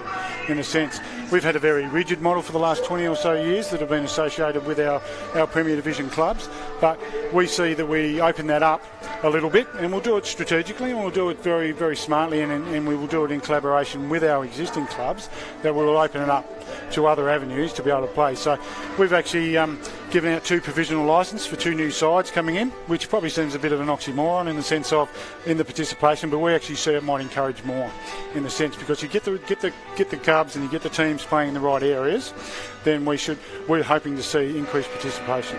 Yep, and we'd all love to see that increased participation across the board coming through the juniors and sticking with it rather than going different directions, which a lot do stick with it, but the facts and figures are that there are a lot when they get to the under 16-ish age group. They get part-time jobs, they get girlfriends, they move away for uni nights, so lots of positive factors in that as well, but that's a really good point, because society's changed.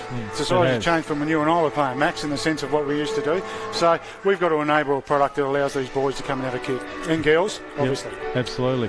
So the AFL TAS review that's been going on, what part has the NTFA played in that review? as far as information gathering is concerned. Yeah, we played a big part in it actually, which has been very much different to previous reviews that have happened, I suppose.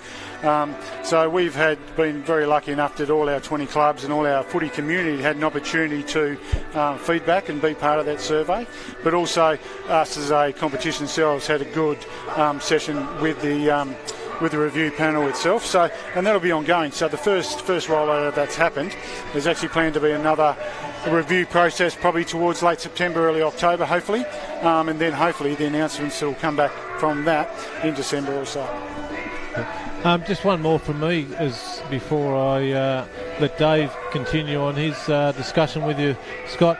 A lot of the Premier Division grounds now have lighting. The ones that I can think of is Longford, Bridgenorth, South and Georgetown. Who controls the games there and the rostering around it? Obviously, Tassie in winter's not ideal to have night footy, but and I think Scottsdale's another one that has the facility to do it as well. So there's a fair spread of clubs. So do you see the future a little bit as well in promoting the game, which will free the weekends up for a lot of people as well as playing a bit more night footy now that the facilities have improved? Oh, absolutely, and that's a really good point, Max, in the sense of a good shout out to local government, state government and federal government for the support of our clubs, because there's been a lot of infrastructure being put in place to enable that, and a big part of that is the lighting upgrades, and that's what I talk about, providing that flexible model.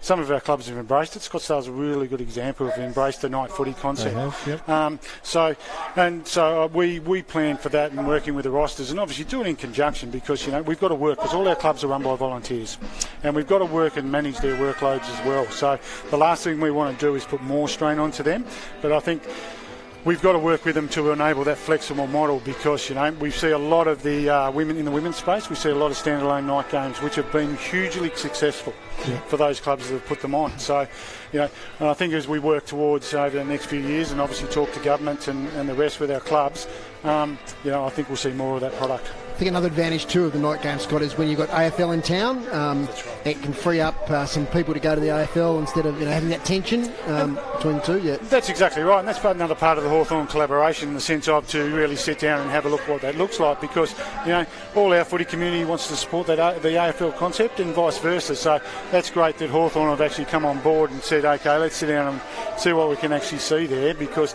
they know when their games are on of a Saturday in particular afternoon, it does stretch our resources, because people want to come and watch the game. So. Yep. Well, Scott, South Lonnie are back on the ground, so we better get ready for the second half. Thanks again for coming and chatting to us, and I'm sure the listeners have benefited from your insights into the NTFA and the exciting news that's coming up. No worries at all. Thanks very much for having us, and thanks for your support again. No worries. Thanks, Scott. Scott Rigby, President of the NTFA. We'll take a short break. When we come back, we'll talk to Tony on the boundary. When it comes to your home or your local business, L-Gas is the smart choice. Make the switch and be rewarded with $80 in LPG account credits when you sign up. Whether it's cooking, hot water or heating, L-Gas has got you covered. For $80 in LPG account credits, visit the website lgas.com.au, download the L-Gas app or give us a call on 131 161. L-Gas. Local, safe and reliable. A sponsor of City Park Radio.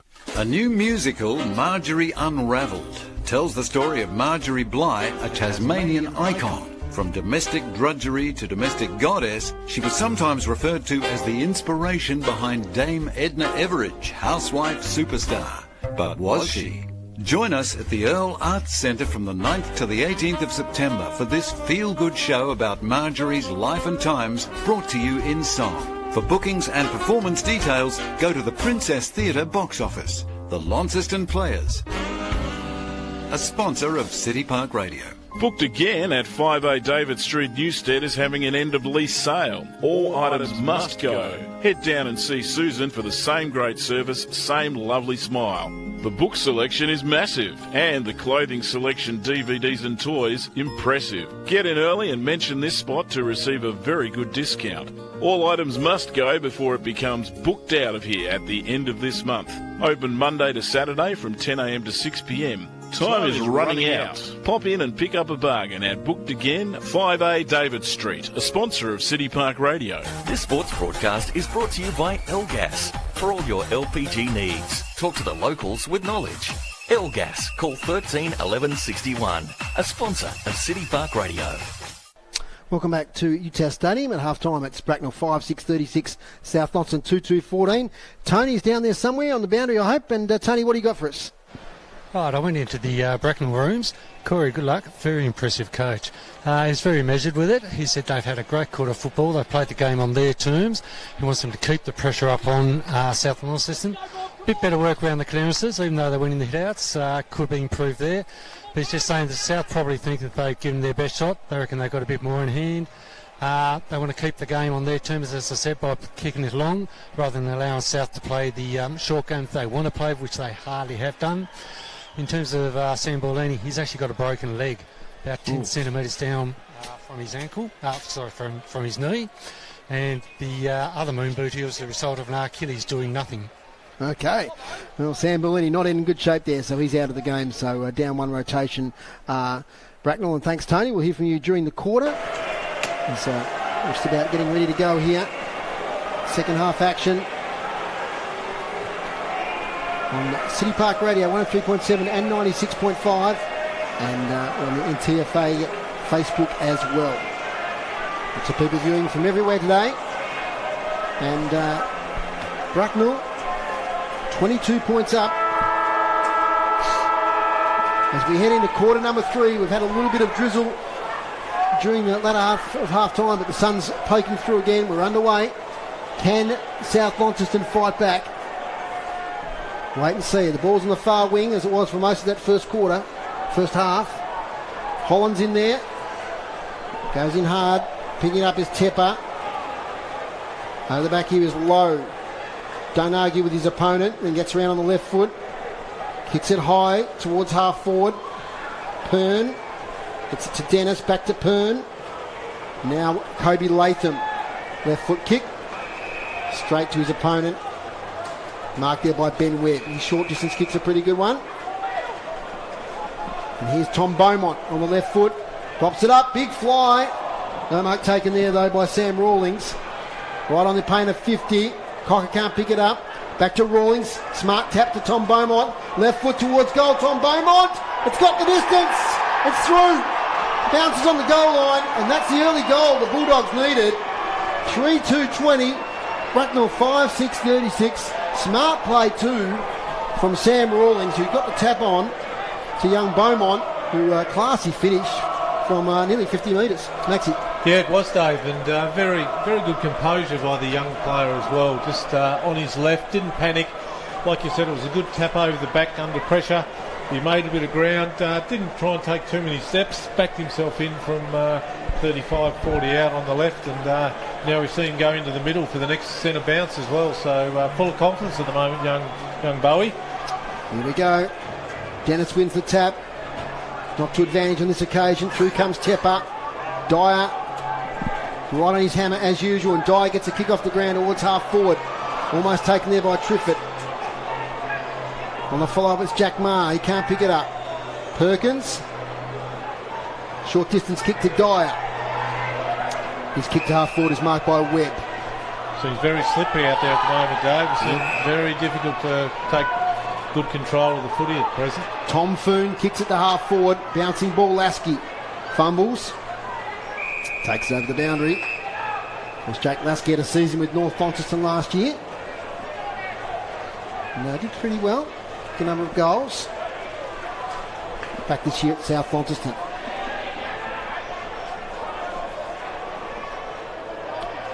The crowd in this afternoon.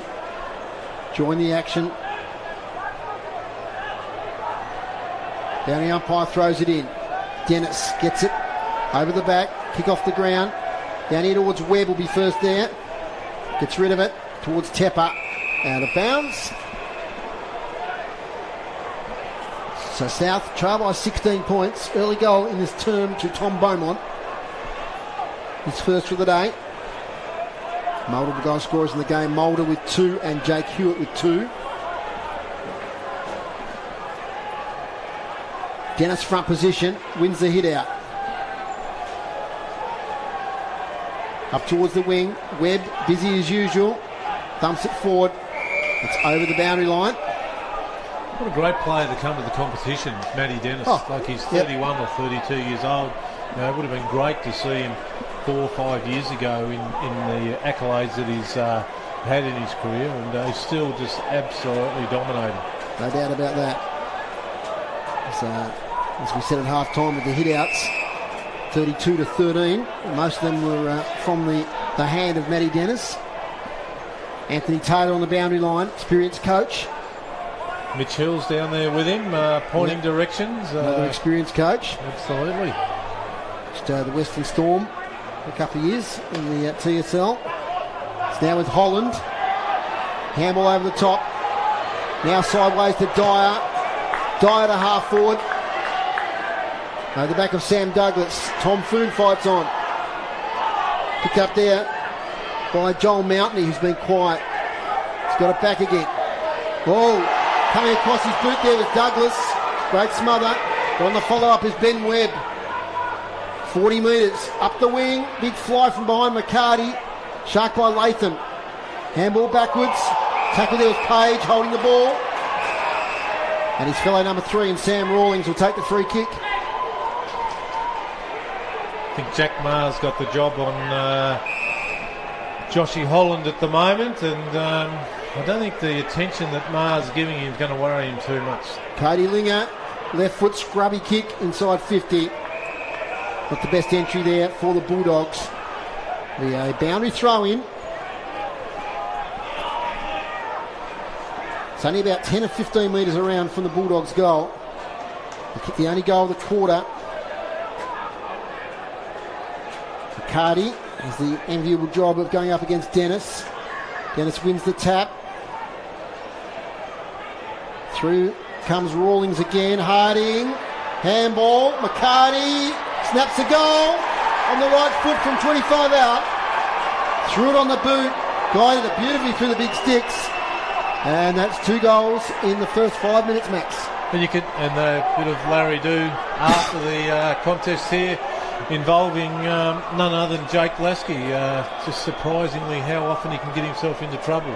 Experienced player McCarty, isn't he? Like he's one that I thought he had a pretty good first half, but he's a real barometer for the Bulldogs. If he's up and about, they're usually doing pretty well. He is. It was really interesting watching Lee Harding then as well. Like he saw McCartney just sitting out there, and he had the time and composure and experience to get the ball down low, handball over to him, telling him all the time, "You've got time. You've got time." There's an infringement here. Might have been warning. Yeah, it could have been maybe against one of the runners there. Anyway, we're up and about now. Dennis, big tap out to Mitchell. Oh, great tap on to Triffett. Champagne footy, red legs, inside 50 to Hewitt. Cuts off the boot. Hewitt has an option here. Mulder, he's dangerous around goals. Skips around, tackled. Tommy Foon, all over the back there of Mulder, fairly, I should say. He's not dangerous if you don't kick it, Dave. That's right. Yeah, I think he thought he had more time than he did. Thumped away there by Holland. Free ball. Can the Redlegs respond? Dennis gets handball out of Fisher. Back to Dennis. Thumps it round 40 metres inside 50. Floats with the breeze. Sam Douglas is there. The other way was Hewitt. Might have sprawled Douglas in the end. Little thump on there by Jackson Chorley. Arriving as Triffett. Let's fly and goal out of bounds on the full. Inside 50s is quarter groups. 3 to Braknell, 2 to South Launceston. Hit out to Braknell 8, and South Launceston none so far. Right, okay, so still dominating that area. Aaron Viney doesn't even look inside. His sole intention is to go straight down the line, which he does. Dennis flies, might have gone a bit early, can take the mark, and he's come down, the big fella, quite heavily. He's still on his haunches. May have just been winded there. He extended in the air and then was horizontal when he hit the ground. Just hasn't got up. Keep an eye on that one. Mitchell gets the tap. Handball to Dill Johnson, tackled straight away. Releases the ball. He's no good, Dave. Kick inside 50. Mark to Hewitt. Get back to your second, Maxie. As Hewitt's marked. 35 out. Now, Maxie, talk to us. Yeah, no, he tried to get up, took his mouth guard out and just went back down onto the ground. Got a couple of trainers over there with him at the moment, but I think he's searching for breath, so he may only be winded. Could just be winded, but take a bit to take the wind out of the big body, I would have thought. So he's going to wait here. He's up now. So Jake Hewitt kicked 2 wonderful goals in the first quarter.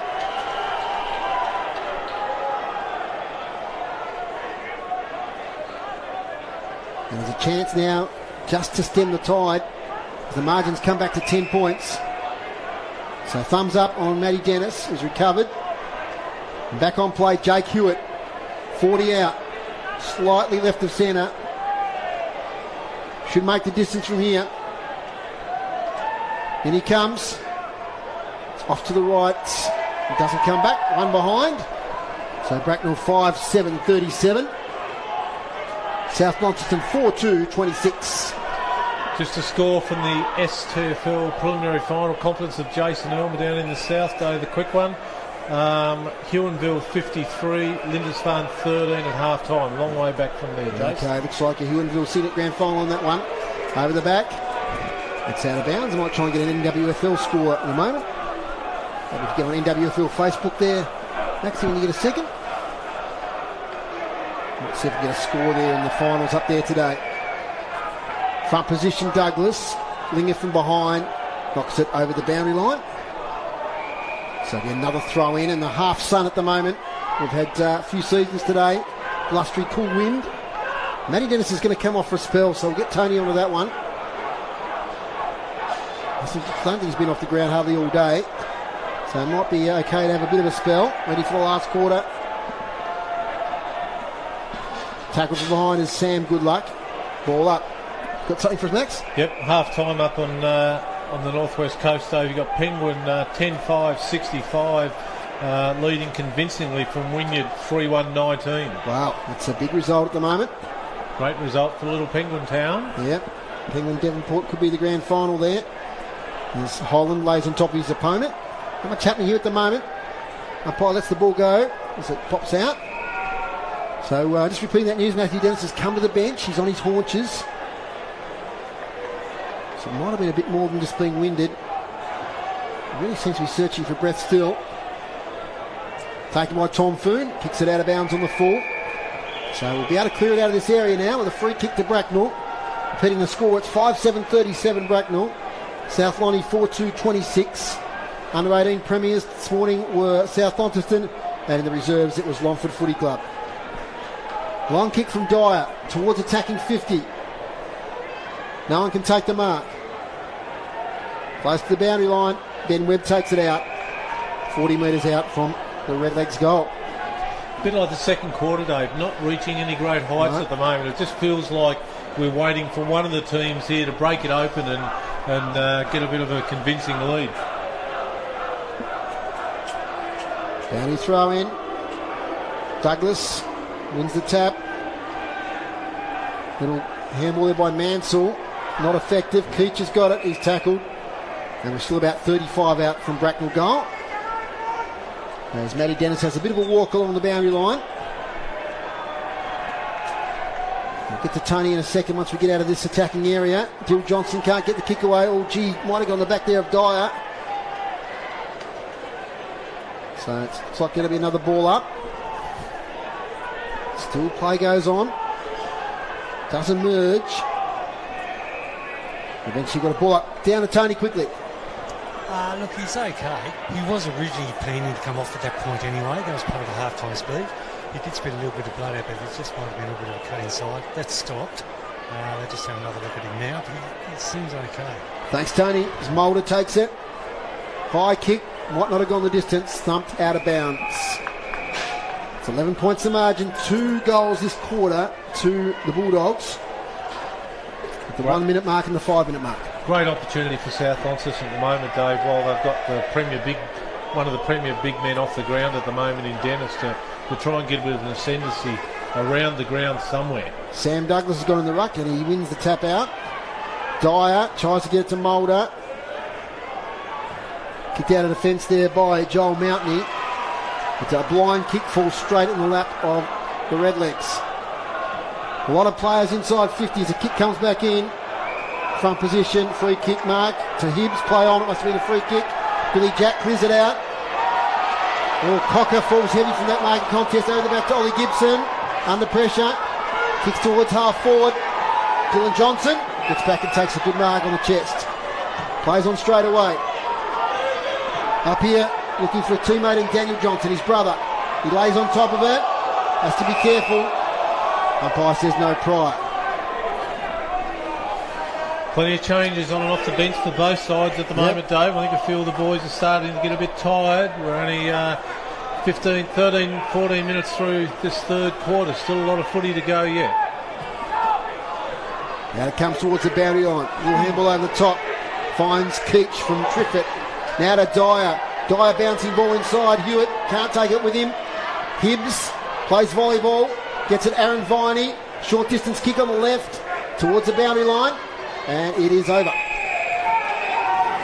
Right in front of us here, Dave, and we noticed there Jordan Tepper doing some stretches. Looks like he might be cramping a little bit. Well, come the last quarter, big ground. We know that the grounds are smaller, a little bit on average in the regular season. By about half. and also probably a firmer surface as well might be a factor. Taken away there by Billy Jack. Now the umpire, well, it's out of bounds to the full. I was going to say it was $1 that it was going to be deliberate. It didn't matter. There's another player, Jack Dyer, starting to cramp. It's going to be a big last quarter or so. Last man standing stuff it will be. Stay with us here on City Park Radio and the live stream. Dyer inside 50. Douglas can't quite take it. Keach at the full.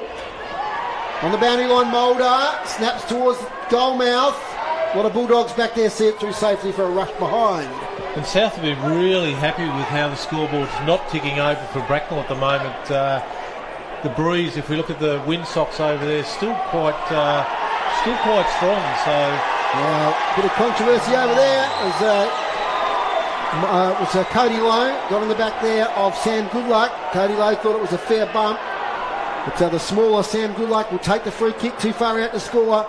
Kicks from 55, sets it up. Douglas is there.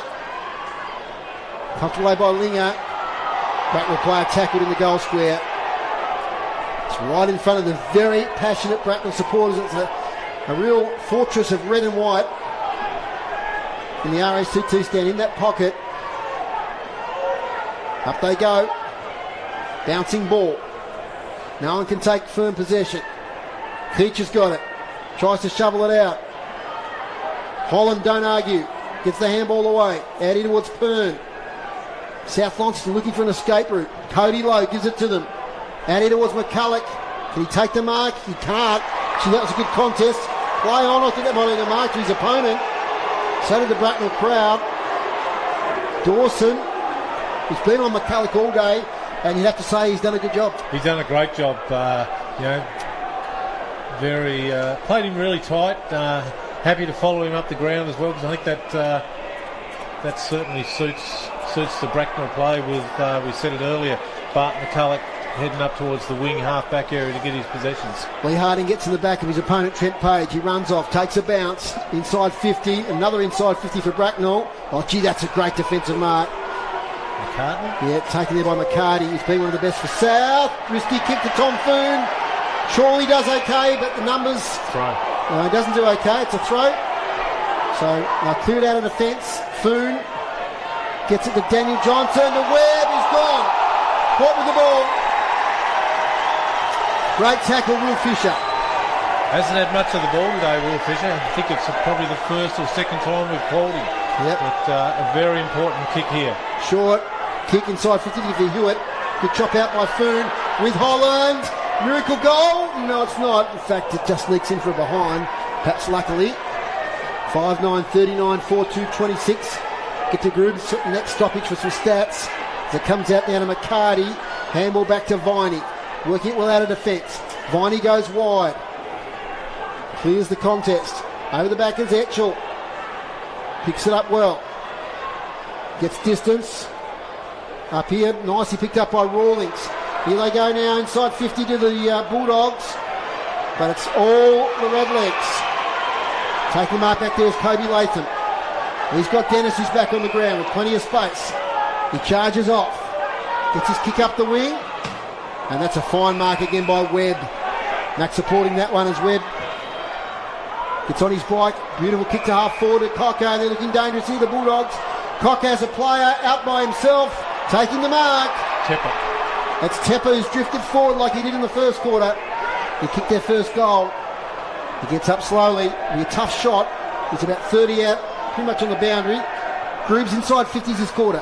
Inside 50s, 9 to Braknell, 4 to South Launceston. They just got the last 2 then, and that marked the Tepper inside 50. And 2 goals from those 4 entries. This would make it 3 from 4 groups. Would, yep. Yep, if he gets this goal.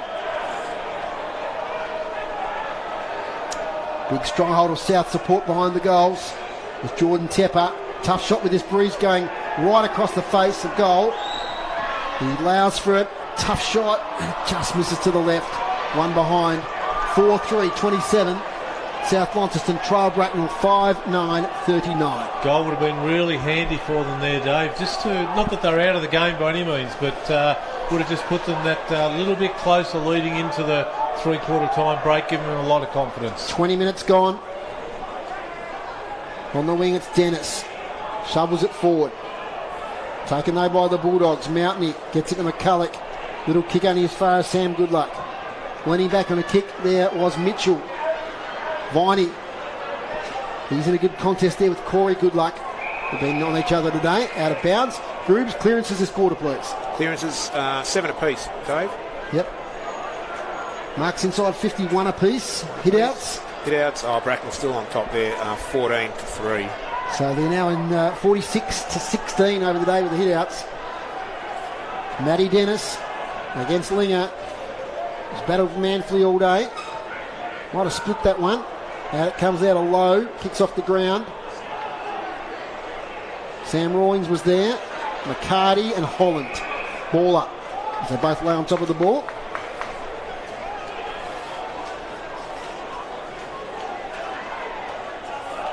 So big leaders elsewhere in Tassie. Penguin over Wynyard. And Huonville over Lindisfarne. Tackle there by Tepper. So we've got the TSL Grand Final tomorrow, SFL, NWFL coming up as well. Dennis wins the hit out towards Mitchell. Tepper takes it one-handed. He might have been caught with it. Yeah, he's got a free kick as Jordan Tepper. Defensive side of the wing. 90% of the play today has been on the eastern wing of UTAS Stadium. Such is the strength of the breeze going across the ground. Tepper, little kick to Daniel Johnson. Tries to pinpoint McCarty. Does so. McCarty handball to Linger. Back to Daniel Johnson. Kick inside the centre of UTAS Stadium. Finds Mountney. Joel Mountney towards half forward. Diving in there as Perkins. Copped a knock in the second quarter. Good work there by the defence of the Redlegs. Back towards Mountney in the middle of the ground. Now they've got a chance. With Mulder, his handball to the centre of the ground wasn't terrific for his teammates. So Ben Webb breaking a tackle. Gee, he gets a good call there from Tepper. He's got Hibbs wider. He ignores him. Now he goes towards Beaumont. Beaumont 60 out. Kicks to the goal square. Nobody there except Latham. Still a chance though maybe for the Bulldogs. Latham again. Tracking it towards the boundary. Etchell, he couldn't quite pick it up. He was out on goal too. So a lot of fumbling there, deep in defence. There's a very sore Jordan Tepper gets to his feet. Just feel, Dave, that the momentum's starting to swing a bit towards South, and while they keep attacking, they're not putting the score on the scoreboard, but certainly seem to have got the upper hand at present. Lasky from the pocket, left foot snap. Across the face, bounces inside, still in play. Chance, kick to the goal mouth, bouncing ball. Now we get a free kick back on play, and it is going the way of Braknell.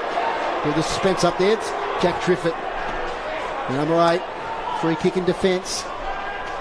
It's coming down to skills, Max, isn't it? Mulder's handball there before. If it hit the target, they were away. They were, Dave. Another low-scoring quarter here. Only 2 goals for the quarter, and we're gone 5 minutes over 18-minute mark already, so not long to go.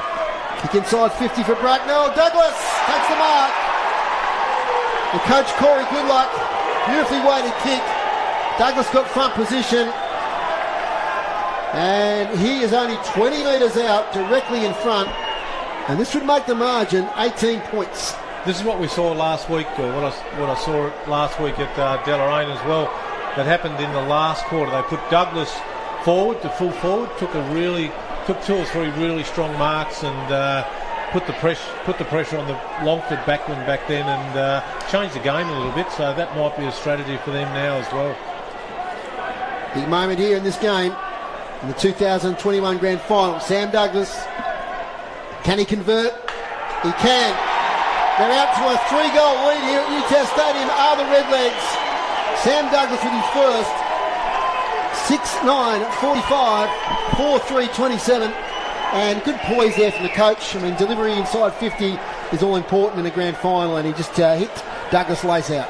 Yeah, he probably had space in front of him to keep carrying the ball, Dave, but wasn't the best kick in the world, but he made Douglas come forward to the ball, and probably made it look a little bit harder than what it actually was by skidding down on his knees and grabbing it. But really good composure, like you say, from the coach, Corey Goodluck, and sort of a club lifting goal, that one, I reckon. If you just joined us, Sandball Lenny is out of the game with a leg injury.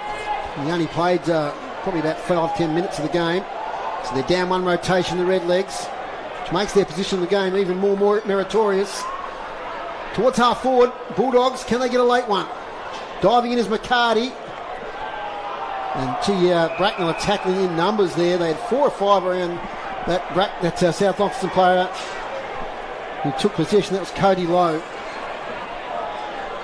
25 minutes gone. Maybe just 2 or 3 minutes left before three-quarter time. And it comes to Dennis. And it was a legal disposal from Dyer. In fact, Trent Page. Little kick. Chance running onto it. There was Rawlings, couldn't take it. Fisher kicks it out of bounds in the full. They'll be able to reset here, the Bulldogs. I want to be quick though, Dave. There wouldn't be long to go at all. McCulloch been quiet all day. Needs to come into the game. Short kick to Lasky. It's marked. He'll be kicking though, directly into the breeze. Coming straight over his head. Goes short again, although he's got to reset the mark. Probably a good thing because he kicked it straight to Fisher. Lasky, second opportunity. Right on the boundary. No one in the square for South. Cody Lear gets back there now, but Lasky sells some candy. Left foot to the square. Can they take a mark? No. Braknell defence holds strong. They thump it out towards defensive 50. Gee, good tackle there from Dyer. He went in there with purpose. And they are relentless at the moment, the Redlegs. They hang on to this 18-point lead. Play getting up, cramping. It's Jack Dyer again. Taken here by McCarty. Tackled, dispossessed. In goes Nick Mitchell. Players tired. Three-quarter time looms. Aaron Viney overruns it. Kick off the ground by Daniel Johnson. Goes again, does Daniel Johnson. Kicks it straight to Dennis. They can reset here from half back. Players streaming forward. Up here towards the big man Douglas. And great work from Aaron Viney, who just made it a contest. Douglas in the follow-up. Chance. Corey Goodluck again. Lays for goal and just misses. Off to the left. That would have been a huge goal for the coach. Takes the margin now beyond 3 goals. 6-10-46 to 4-3-27. Viney can't pick it up. And he cops it from the Braknell crowd. There's Aaron Viney. It's a pity Braknell aren't kicking this way in the last quarter, Matt. So that whole stand would erupt, I think, if they scored a winning goal. There's a lot of them. They might do what the Launceston D-League did last year and just swap ends. That's it.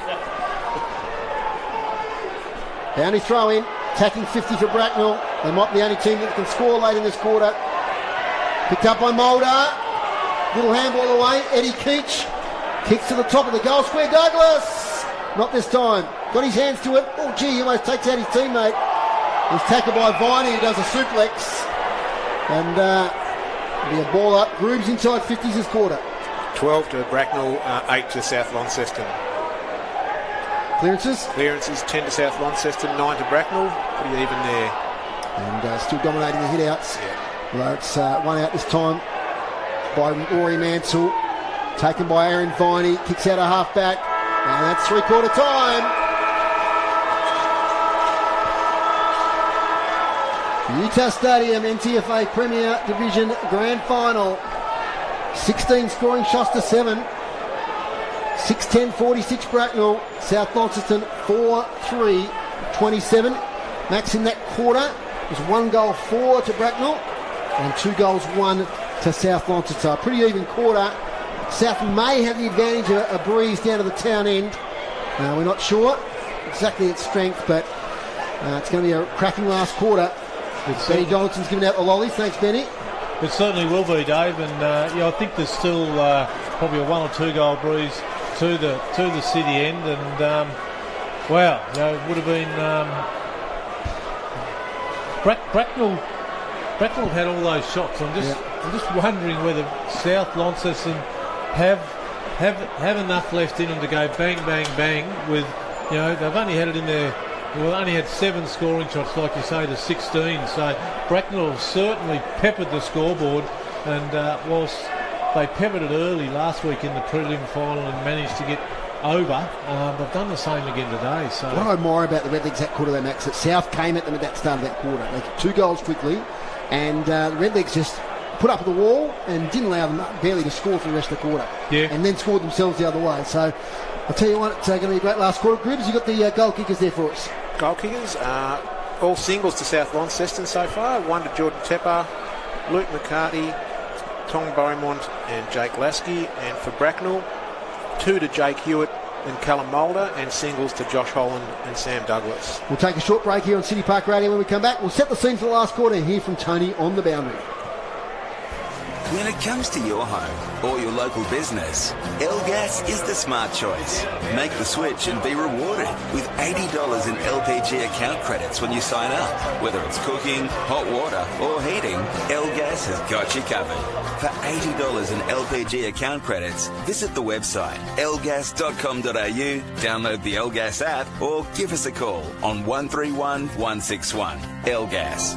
Local, safe and reliable. A sponsor of City Park Radio. The 60s.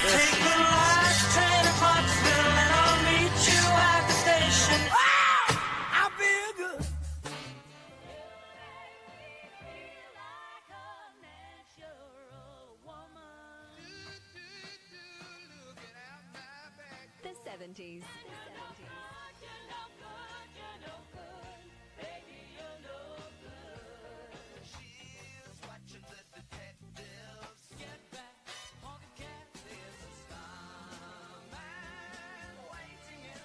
Enjoy 2 hours of the best in classic rock On Real and in the Years. Saturdays from 5 on City Park Radio. Saturday Night's Rock on City Park Radio. Kick your weekend into top gear with The Rock Show every Saturday from 7 till 9, straight after Reelin' in the Years. Get ready to rock with The Rock Show, Saturday night 7 till 9, here on City Park Radio. This sports broadcast is brought to you by Elgas. For all your LPG needs, talk to the locals with knowledge. Elgas, call 13 11 61, a sponsor of City Park Radio. Welcome back to Utah Stadium, and I'm seating one of Ben Donaldson's lollies here, so excuse me for chewing. Great last quarter coming up here. Braknell 6-10-46 to South Launceston 4-3-27. Max, you mentioned that South Launceston are still a chance, but I think if Braknell get a couple early and then they'll really start to bottle things up, it's going to be, it's not a high-scoring game. So already South Launceston, they've got to kick another 4 goals, probably, when they've only kicked 4 today. Yeah, they have to double their score, basically, Dave, in the way of goals to get over the line and rely on their back line, which has been really solid most of the day.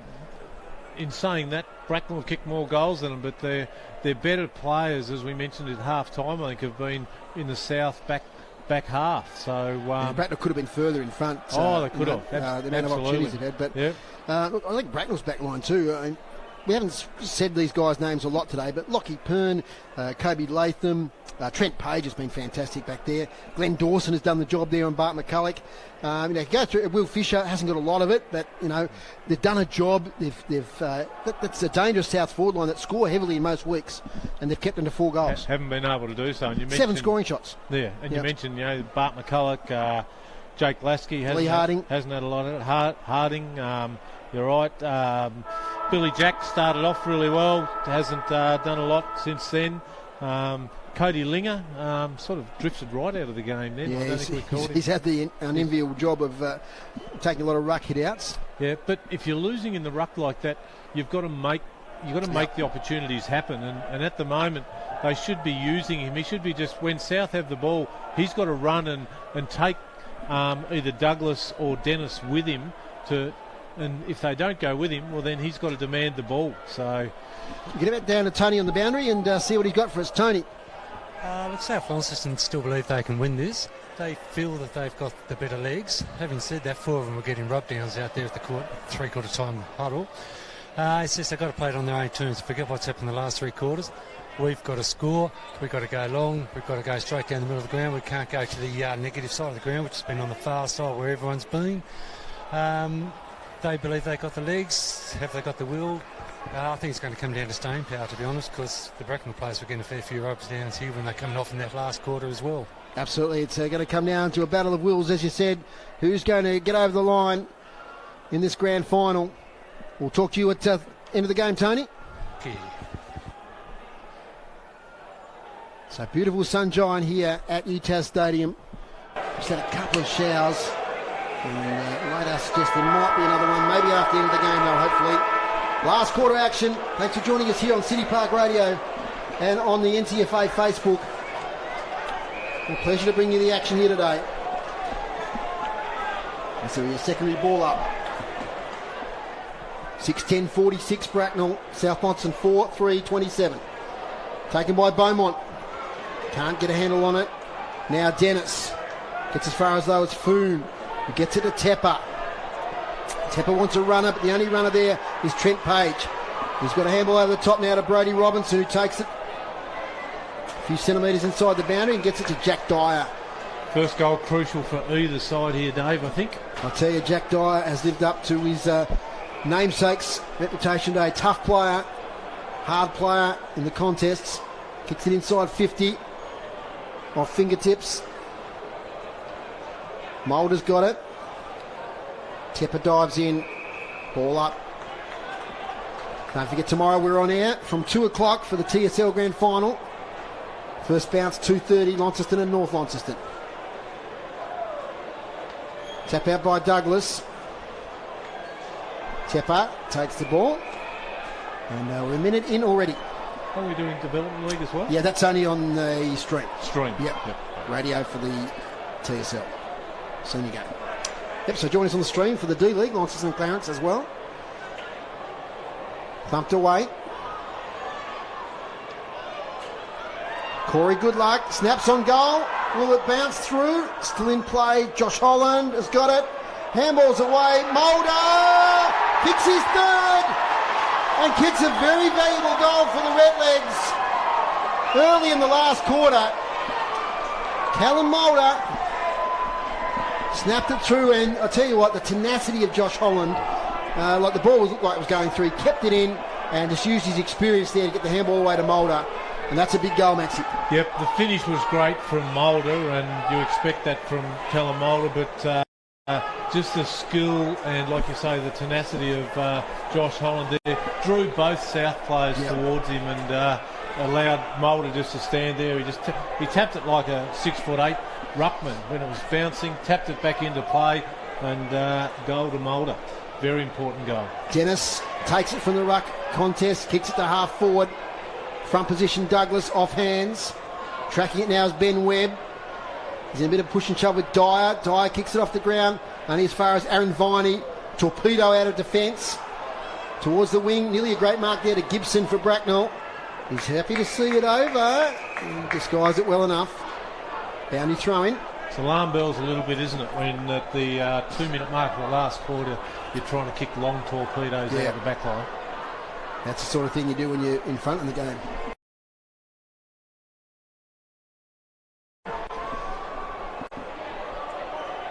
Here's number 7, Nick Mitchell for Braknell, who's been a pretty good player all day. So yet another stoppage.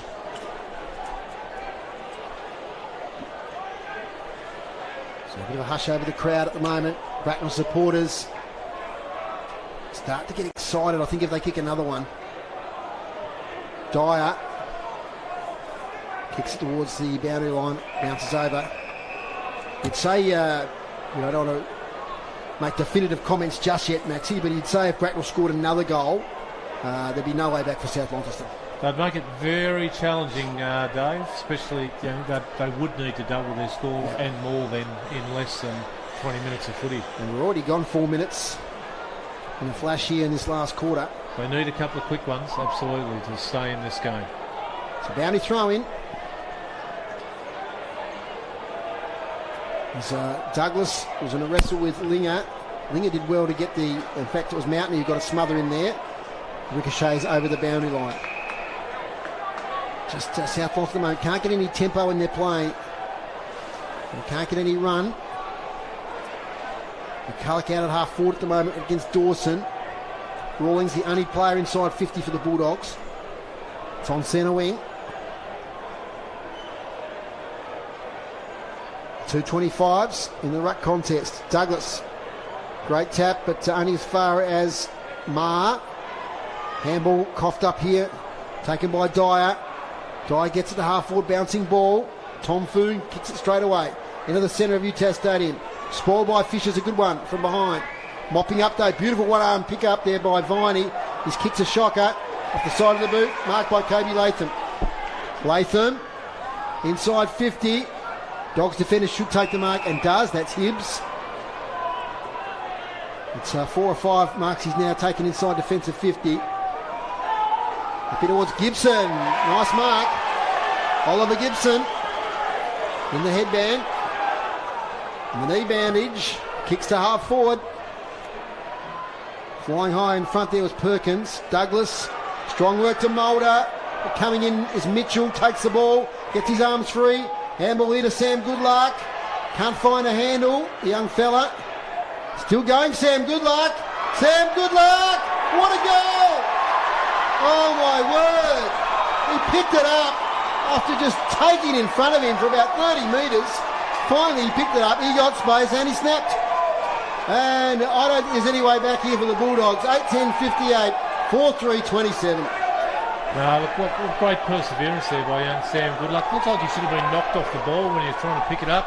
The South guy just trailed him rather than trying to get next to him and pushing him off the ball. But he did that very easy in the end, far too easy when it's deep, 15, 20 metres away from your goal. And then a really, really good finish as well. We're old school, Max, but one of the lessons all our old coaches used to tell us was keep your feet. Yep, absolutely. Keep your feet, and that's exactly what he did there.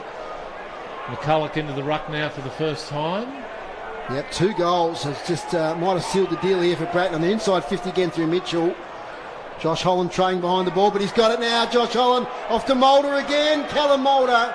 Wasn't a great kick, but it might turn out all right as it's marked by Jake Hewitt in the pocket. It'll be a tough shot, but he's a right footer, and it's on the right side for the right footer.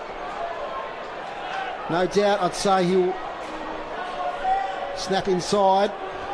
It's close to the man on the mark. Turns at right angles. Here he goes. Snaps for goal, Jake Hewitt, and kicks it. He's kicked it. That's 3 goals now for Jake Hewitt. And they've kicked 3 goals in 7 minutes and blown this grand final apart. They certainly have, Dave, and that's not what South Launceston wanted to see. They wanted that. They wanted those 3 goals for themselves, and you mentioned prior to the last, or after the last one, it's going to be very hard for them to get back, and that goal there makes it nearly impossible for them to get back. I think what they need to do now is to give themselves any chance. This needs to be straight down the middle every time. They've got to get it into the corridor, South Launceston, head towards goals. No good going sideways, no good going backwards. They need to head towards the goals now. Look, you've got to be the best team to win the premiership, and they've beaten all other 4 finalists, providing that a miracle doesn't happen here. And if they win it, they'll be deserved premiers, there's no doubt. This group's phone's ringing. Tepper gets the handball away. Robinson, kick smothered towards half forward, spinning out as Dyer. Gets it away. Chance now. I think that's Mulder again. Kicks from the boundary line. Out of bounds on the foot. Sort it out there, Groobs. He's got it worked out. There's our stats man. Oh, thumped away from the kick out. And it's out of bounds. Groobs, you got some stats for us there. Hit outs, Braknell 8, South Launceston 1. Clearances, Braknell 6, South Launceston 1. Inside 50s, Braknell 6, South Launceston none all. Bracknell's way this well, I don't think we got through the third quarter stats, did we? But to three-quarter time, it was 49 hit outs to 18, so we're now up to 56 to 18. Huge effort in the ruck by Dennis, but at the moment it's Douglas. Thumps it towards goal. They can't get a releasing shot. The Redlegs deep in their attacking area. Handball comes out to Holland. Takes it one-handed. On the boundary line. Kicks for goal, Josh Holland. And he misses. Hit the post. The post. The crowd were up. You can hear them in the background. 9-11-65. 4-3-27. Aaron Viney to kick out.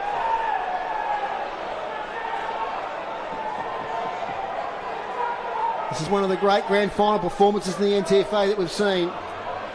They were the underdogs, and they've come here today and just dominated this game. Gibson takes the mark to Douglas. They're going to take their full measure now. Gets it off now to Latham. Pumps it inside 50 to Kobe Latham.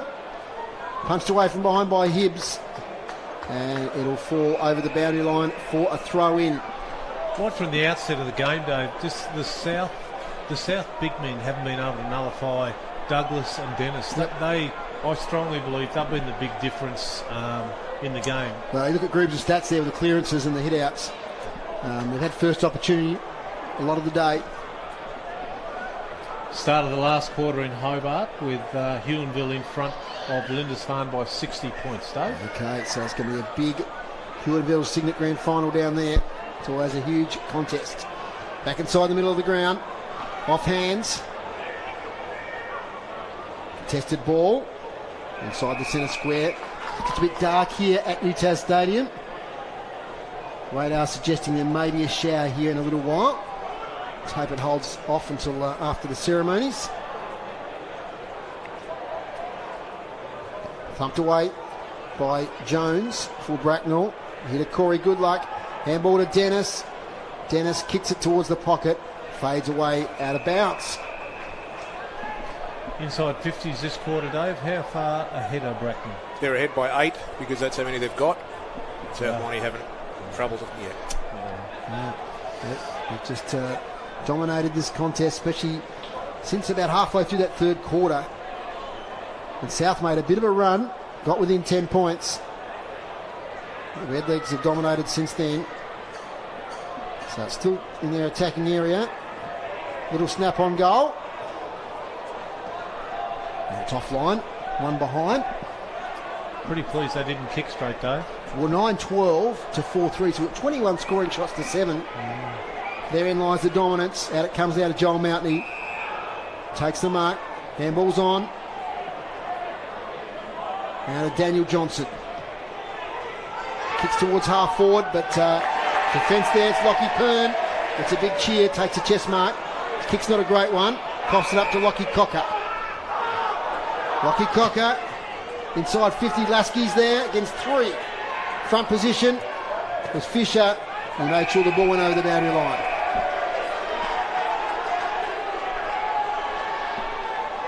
So vocal Braknell supporters. Probably had a few refreshments during the day, no doubt, Maxie. Had a couple, I reckon, Dave, and I think the Braknell... I think there'll be a few more tonight. No doubt about that. Yeah, the Braknell pub will be pumping. Here we go now with McCulloch. Out of Dylan Johnson, round the corner to the goal square. Lasky in a one-on-one. Good defence there from Latham. Snap for goal by Harding's a goal. It may be too late, but it's a nice goal there from Lee Harding. There's to a rousing reception there from the Braknell faithful. 5-3-33, 9-12-66. And he hasn't disgraced himself today. Spreader Harding, he's had a really good four-quarter effort, I guess. Hasn't been one of his better games, but he certainly hasn't given up all day. Trying to lead by example. He's been a coach at the club. He's played in premierships. So it means a lot. This day for him would certainly mean a lot to him as a footballer, like it does for everyone, but he's experienced it before. It'd certainly be hurting guys like him at the moment, seeing the scoreboard. 13 and a half minutes gone. 33 plays 66. Dennis again gets his own clearance. Hand over the top, Mulder. Gets it to Hewitt. Up here towards Big Sam Douglas. Front position. Gets a hand to it. Josh Holland playing permanent forward at the moment. Kick out by Webb. Nicely marked by Hibbs. Hibbs now up the wing looking for McCulloch. Nearly takes the mark. Bounces off his chest. Taken by McCarty. Releasing handball to Billy Jack. Inside 50. A late run here from the Bulldogs perhaps. But resolute defence by Trent Page. It meant a lot to Trent Page. He's been a faithful servant to Braknell if they win this flag. Sam Goodluck, brother of the coach, Dennis sees it out of bounds. Yes, the first NTFA flag, Maxie, if they get across the line. Well, I think they'll get across the line now, Dave. 33 points up, but probably 10 or 12 minutes to go. Absolutely. They've gone out and recruited this year, recruited some experience. And of course kept their core team from previous years. Nick Mitchell up the wing looking for Jake Hewitt. Thumped away. And it'll be out of bounds. And I read somewhere, I think it was on social media, or I don't think it was in the paper, but full credit to Braknell as a community. Like, there's not too many community clubs like this left in Tasmania with 300 or 400 people residing in the town that can come out and play in the A-grade comp and put on a show like they have today. So well done to all involved. Lockie Cocker gets it to Billy Jack. Back to Cocker. Kick to half forward, close to the boundary line. Cody Latham can't take the mark. He's Harding again, tracing it towards the boundary line. Good bump there from Trent Page, showing good pace. Handball wasn't a great one from Trent Page. He gets it back again. This one's a good one out to Keach. Great persistent Trent Page. Up the wing. Etchell and McCarty spoil each other. Chorley to Mitchell to Dyer. All by hand up towards half forward. Josh Holland taps it on. Taken away though by the South defence in Mountney. To Etchell. Away from fullback they come. Through Daniel Johnson. His kick fades away. Close to the boundary line. Stays in. Still a chance. Kick towards the front of the goal square from Cody Lowe. It bounces out of bounds now. 5-3-33 South Launceston Braknell 9-12-66. 16 minutes gone in this last quarter. I think we mentioned earlier, Dave, I said I'd count up how many Western Storm players from both sides. I think about 9 or 10. Yep. Yeah, so a lot of these guys have played a bit of footy together. Boundary throw in. Lee Harding snaps again, and he kicks his second for the quarter. On the left foot this time from 30. From pretty much directly in front. Smart goal there from Harding. Kicks his second. But it's coming all too late now for the Bulldogs. 6-3-39, 9-12-66. They'd have to kick 5 goals in about 10-12 minutes. Not impossible, but highly unlikely, Dave. And Harding, I mentioned it earlier, but he's been a fantastic servant to the footy club. Played a bit of footy here at North Launceston as well in those early years of his. Couple of good little rewards late in the quarter for him, on a personal basis. So getting back to Braknell, great sporting culture, as I mentioned in the call, a great cricket team in the Westmoreland Association over time, Northern Midlands, now in the TCL. They've always produced some great sportsmen out under the Western Tiers at Braknell. And they're going to win their first NTFA premiership, I'd say. Holland gets it out here towards Mulder. On the wing. Look away handball. Ends up with Mountney. Just pumping it forward. Bouncing ball. Tepper. Playing deep forward at the minute. Harding again. But good work there from Gibson. Sees the ball out of bounds. Yes, they moved over from the S. Deloraine Association the end of 1997. And a lot of teams have come and gone from that league over the years. Region, isn't it? Cressy, Hagley, Fingal, St Mary's. So Westbury. Yeah. Meander. Quite a few. Braknell have stayed strong. They've got an under-19 team. Snap on goal. Optimistic one from the boundary line. They'll just sneak in for a behind. 6-4-40. 9-12-66. 18 minutes gone.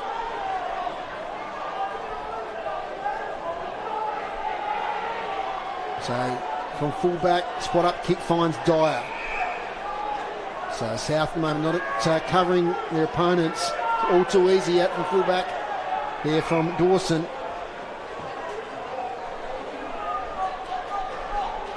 On the wing, Cody Lowe's got it. Gets a handball away. Dylan Johnson, look away handball. Hibbs, taken away by Holland. Bustling through, takes a bounce, gets caught from behind. Holding the ball. Bit unlucky there, Joshy Holland. Just didn't come back up to him. Didn't come up, and then had to slow down to retrieve it and got tackled from behind.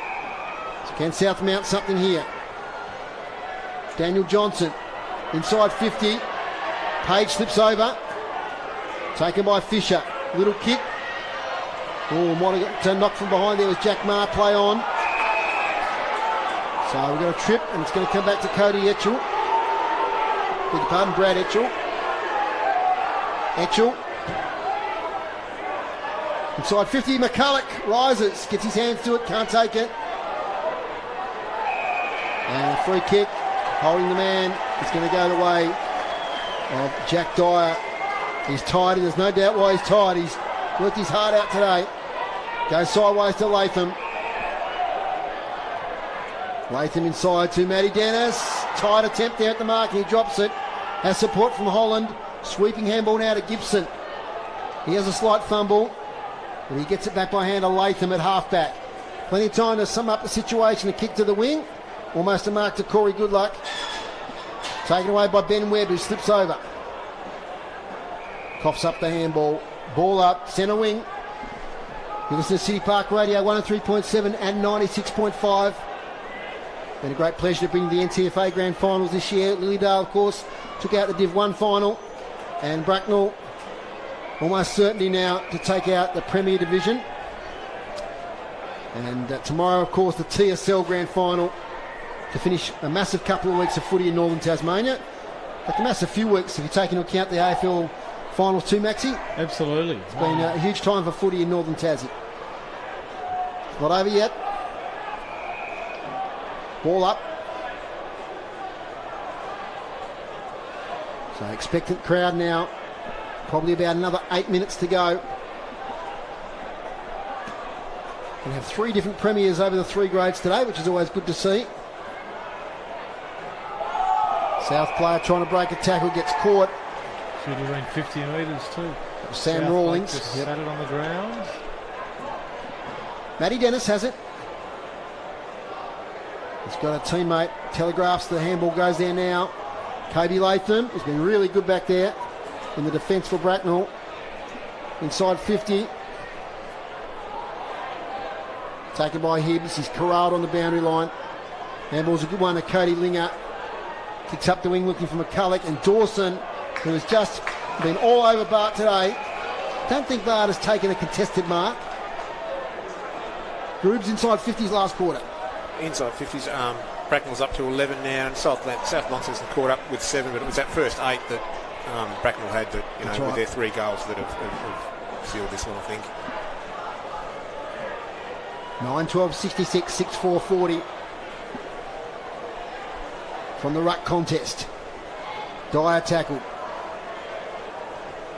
Swung round. Forward by Douglas. Players falling over like 9 pins. Triffett, little kick. Not required meterage. Cocker gets a handball away. Kick over here towards Viney. Aaron Viney takes a mark. Takes off. Thinks about a bounce. Has support here from Daniel Johnson. Back to Viney. You kick inside 50. Looking for a marking target in Harding. He's double teamed though. Thumping it out of play is Lockie Pern. As there's a rainbow over the Southern End goals here at UTAS Stadium. Great sight. Big crowd of red and white will gather at the boundary line for the presentations very soon. Coaches all out on the ground, of course. Fisher's got it, and he just sees it over the boundary.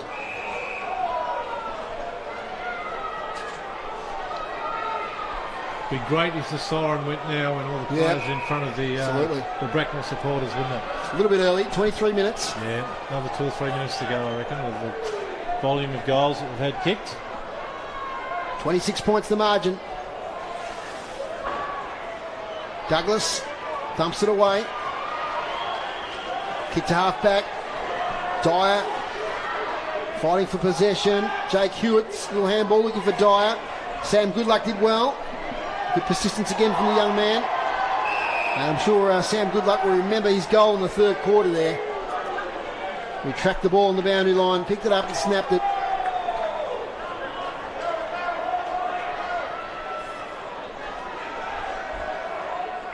Douglas wins the tap. Gets it to Keach. Coughs it up though to Viney, who's not stopped trying all day, the veteran. Kick goes to half forward. Pumping it in is Ben Webb. A couple of contests there. McCulloch, Harding, looking for his third of the quarter. But now was that rushed through under pressure? Yes, the umpire says. There's good work there from Trent Page.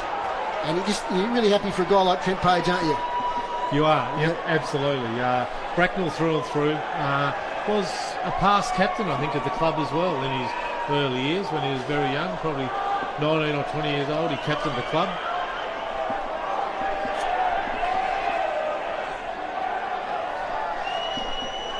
Ball at half-back.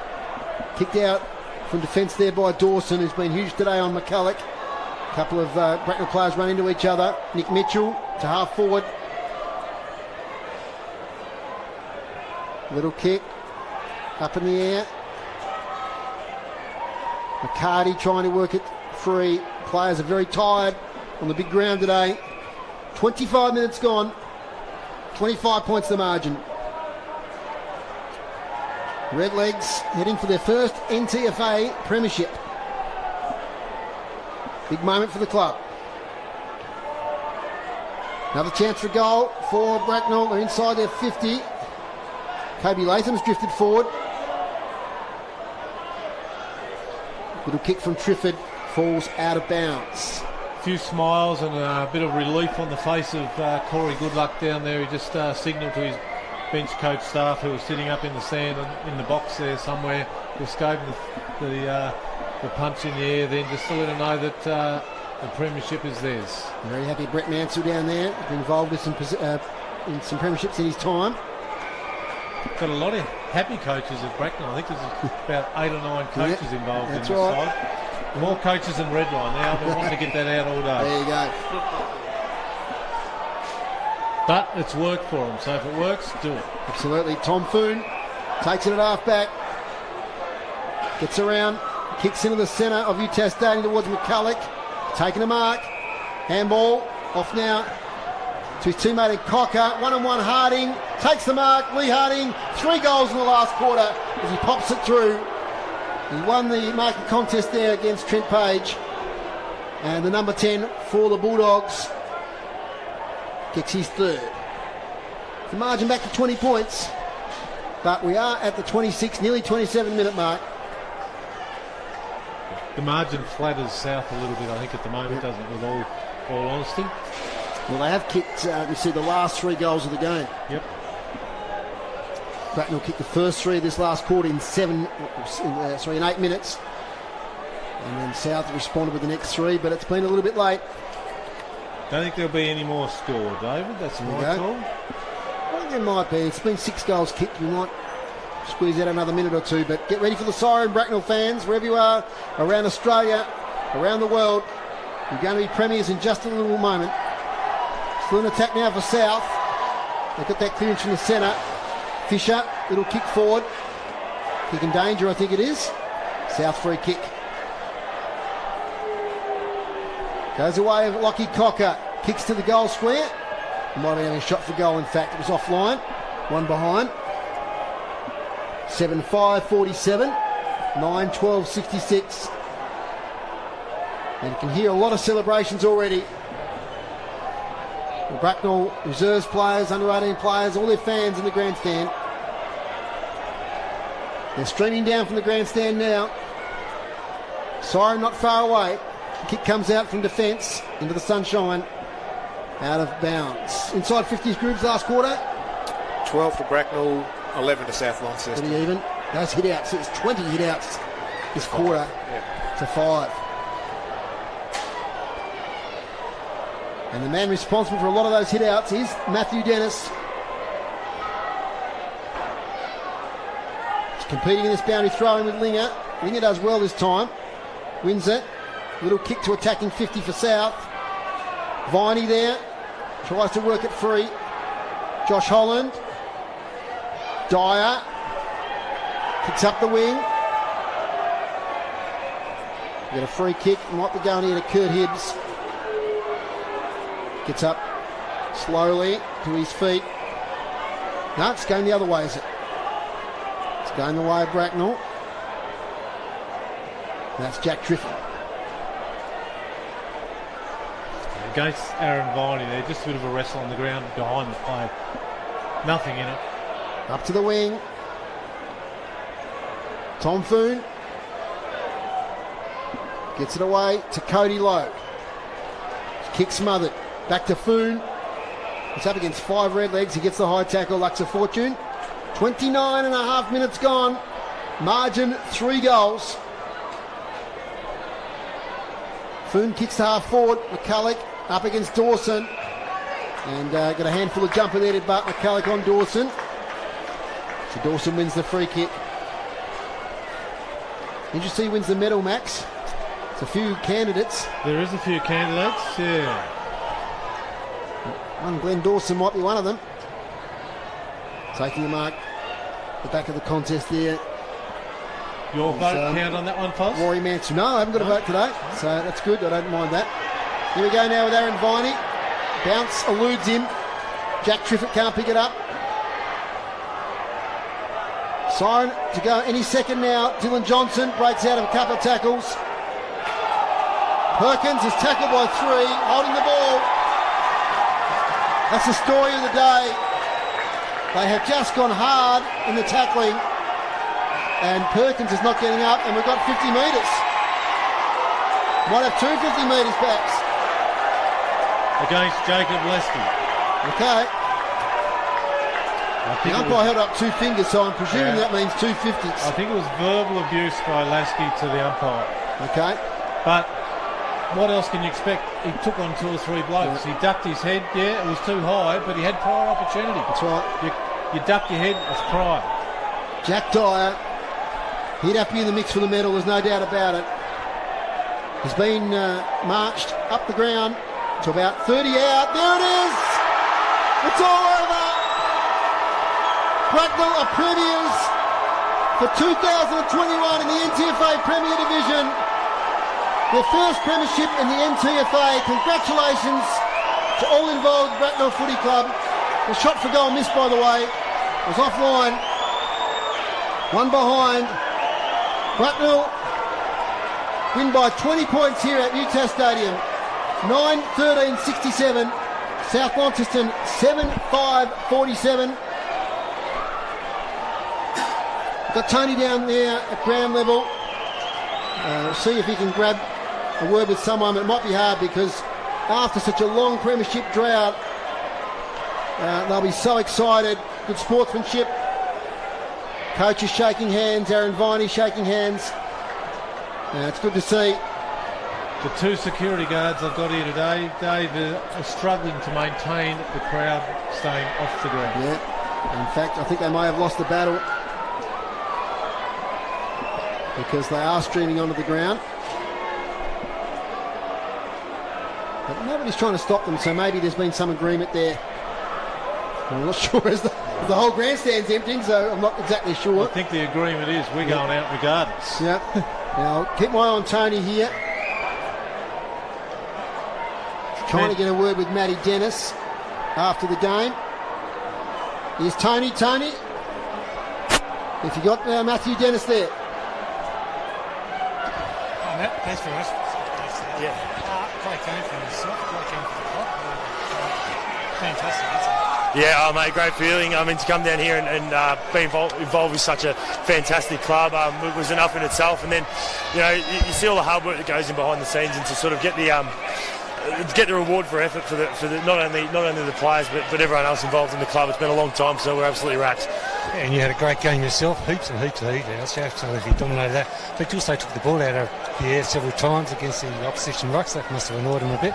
Yeah, it was. It's a sort of way I like to play, and I've always been. I've made it my game to be as athletic as I can around the ruck and get around the ground. And Big Dukes, he's been fantastic for me this year. He's stepped up in games where I haven't been able to go, and then we just take it in turns. And today on the bigger ground, it was probably my chance to stand up and really run all over the ground and try and play the best I can.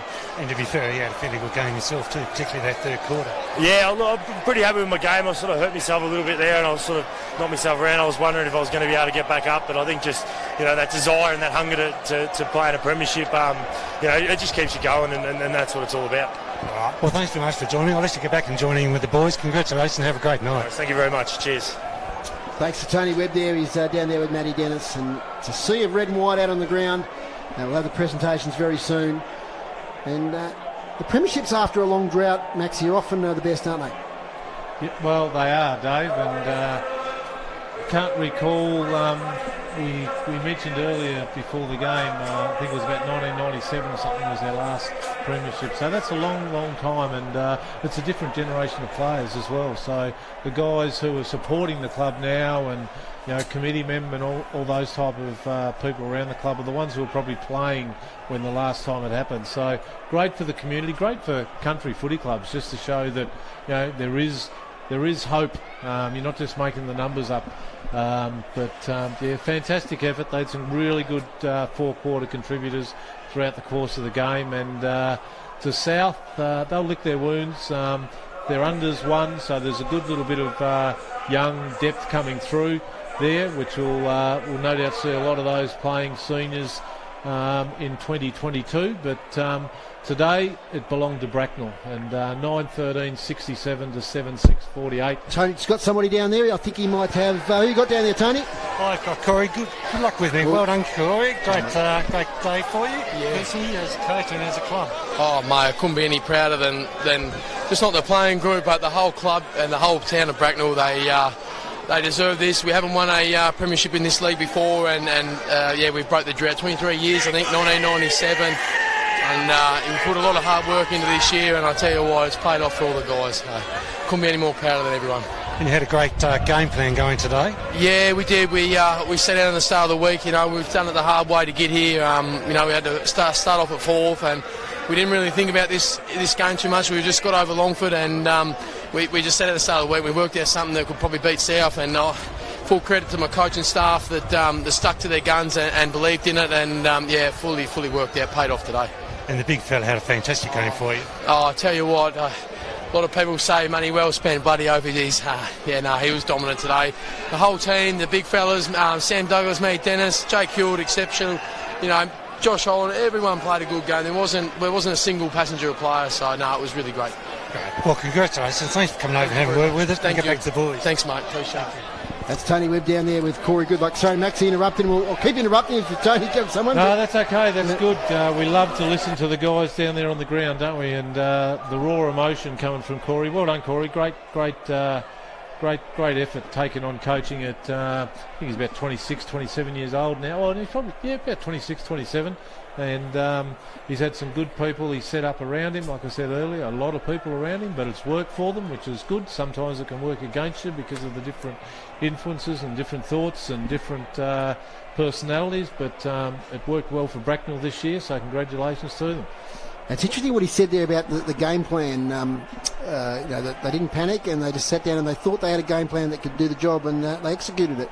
Yeah, they did. And one of the keys of the game plan for the last 2 or 3 weeks, I think, is Dawson playing back where we're accustomed to him being a high-flying forward. He has the athleticism, which we saw when he played State League and the first year out at Braknell and so forth. He's just standing on people's heads, but he's changed his game.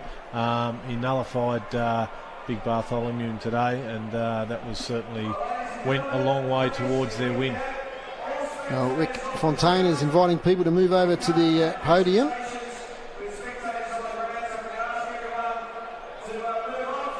So across down to Rick. Start as soon as we're finished. I think he's just telling people to get themselves over to the podium so we can get the presentation started. So supporters, very happy groups. We might get to some of your stats just while people are making their way over to the presentation area. Sure. Okay, so overall for the day, Braknell well on top in the hit-out, 69 to South Launceston 24. Benefited in the clearances from that too, with 45 to 33. Inside 50s, Braknell were ahead there, 53 to 35. Inside 50 marks, Braknell again on top, 8 to 4. Free kicks, there are a few free kicks played today, 36 to Braknell, 30 for South Launceston. And the goal kickers for the day, for South Launceston, 3 to Lee Harding, and singles to Jordan Tepper, Luke McCarty, Tom Beaumont and Jake Lasky. And for Braknell, 3 each to Jake Hewitt and Callum Mulder, and singles to Sam Goodluck, Josh Holland and Sam Douglas. Final score here in the NTFA Grand Final, 9-13-67 to 7-5-47. Braknell defeating South Launceston by 20 points. So we'll hold it here on City Park Radio to 5 o'clock, but we'll be going right through the presentations for the stream viewers, right through to the end, and the presentation of the cup and the pennant.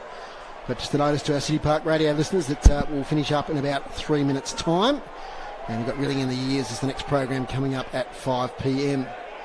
Well done to the public today too, Dave. We haven't commented on that at all, but with South Launceston having 3 teams in, Longford having 2, Braknell having 1. You were here obviously very early in the day. I got here just as the under 18s were starting. Had to park 2 or 3 blocks away. Yep. So the crowd's built right throughout the day. So it's been fantastic. The amount of people who have been willing and come out to watch local footy at its best today. So congratulations to all those who have turned up today as well. Fantastic. Yeah, I got here probably an hour before the under 18s, 19s, 18 started. Yep, 18s. And there's lots of Longford supporters in particular already arriving, so it's fantastic. Just got a comment on social media, Dave, from one of our avid followers. Is Braknell part of the Northwest Coast now?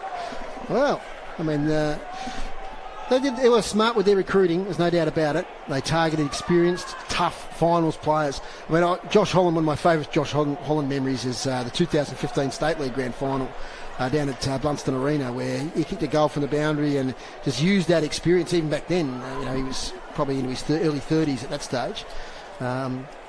So he's a great get. He's been a coach, experienced player. So they've melded together well. They've come from 4th spot. Never easy to come from 4th or 5th, and they've gone and beaten every single other team in the final. So if you do that, you're the best team. Absolutely, and they proved it today. Like we said a couple of times, the scoreboard, in all honesty, flattered South a little bit. They had their chances, but Braknell were good enough in more positions than them across the ground today to repel everything that they could throw at them. So the public have been escorted off the ground. So yeah, tough one that wasn't it? The crowd came on the ground, but they're off now. So that's it, and we're up to the presentations. So just before the presentations begin, we might farewell our City Park Radio listeners so we don't crash into that. So thanks for being with us today on City Park Radio 103.7 and 96.5. Don't forget to join us again from 2 o'clock tomorrow. This Tasmanian State League Grand Final, Launceston and North Launceston. Thanks to Chris back in the studio. Thanks to my fellow commentators here. But we're going to stay with now for the stream viewers, and we'll be with you right through the presentation ceremony. City Park Radio listeners, it's bye for now. Okay, so just a reminder, Braknell supporters, if you want to see it all, just move across this way. Plenty of seats in the grandstand as well. But we'll get our presentations underway. It's been a fantastic 2021 season in the NTFA. Our first grand final here at UTAS Stadium in 10 years. And fantastic that we, throughout the course of the day today with Longford earlier, we reached our COVID capacity of 5,000 spectators. So thank you very much to everyone who's attended today. South Launceston represented in all 3 grand finals today. They've had an absolutely incredible year this year. minor premiers, and today they've come up just a little bit short to Braknell, but I'd like to ask their coach, Anthony Taylor, please to come forward and say a few words.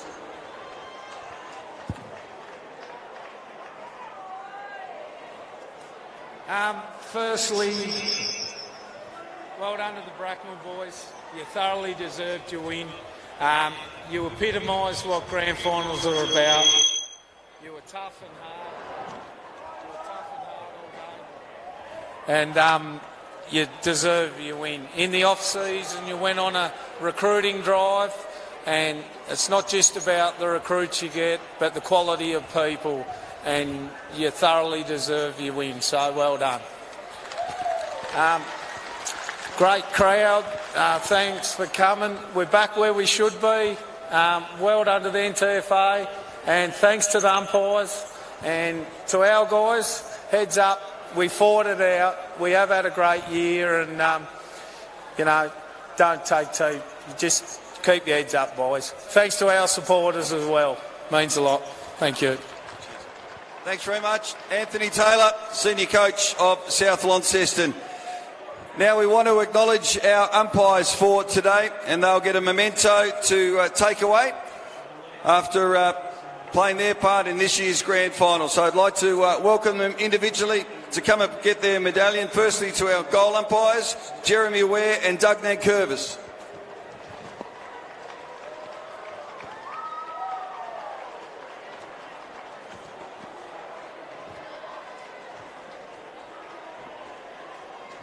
Our boundary umpires, Adam Robinson, Caden Chung, Connor Shepherd and Hayden Cannon. Congratulations.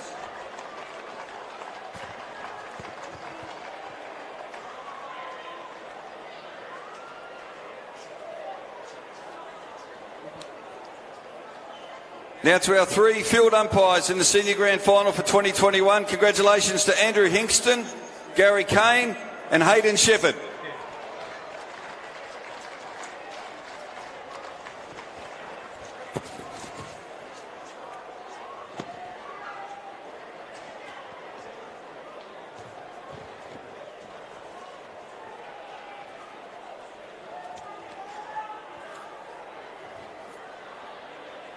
Now, Bogues have been our major sponsor for 35 years, and today we're absolutely thrilled to have announced that Bogues signed a new deal for the next 5 years with the NTFA, which is absolutely sensational. And I'd like to invite Scott Hill to come forward, and he's going to present the Clary Boone Medal for the player judge best on ground.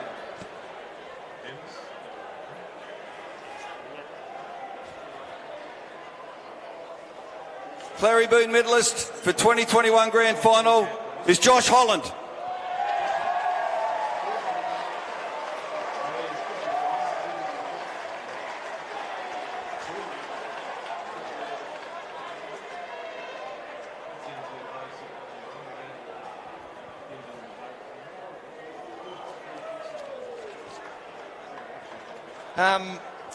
I didn't expect this. The young bloke that tagged me today done a bloody super job. So, yeah, I honestly didn't deserve this, so well done, mate.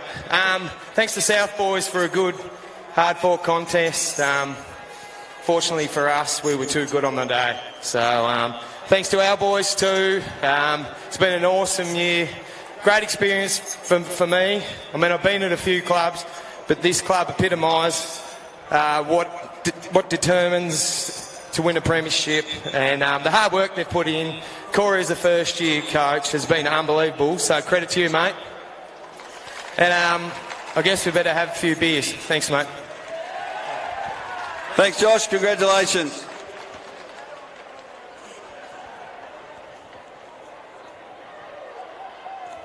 Now, it is time to present the player medallions to our 2021 premiers, their very first premiership victory in the NTFA. So when I call your name forward, please come forward to get your medallion. Firstly, number 15, Sambolini.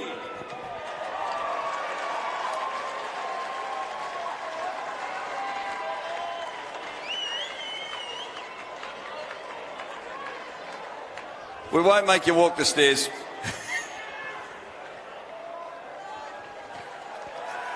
Number 5, Jackson Chorley.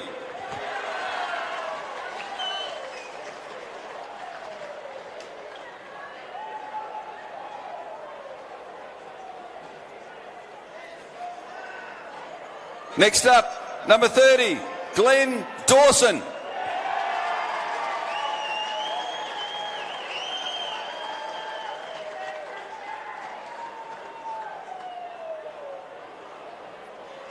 Next up, number 21, Matthew Dennis.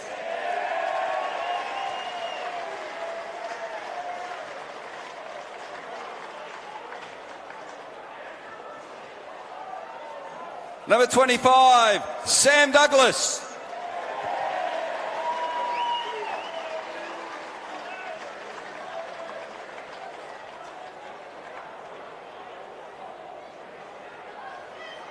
Number 23, Oliver Gibson.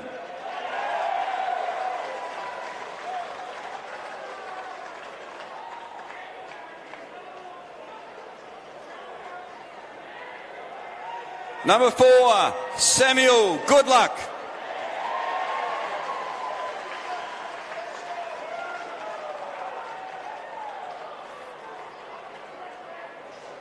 Number 18, we'll invite him back up again, Josh Holland.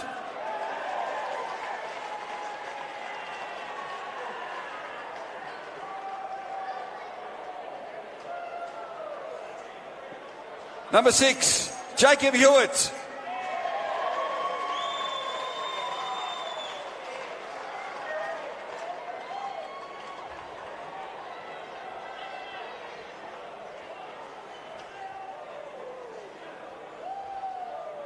Our next player wearing number 9, Nicholas Jones.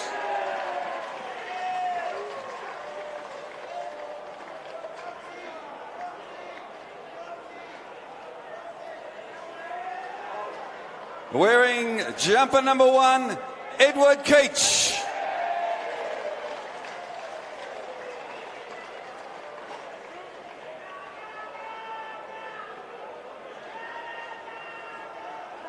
Number 12, Kobe Latham.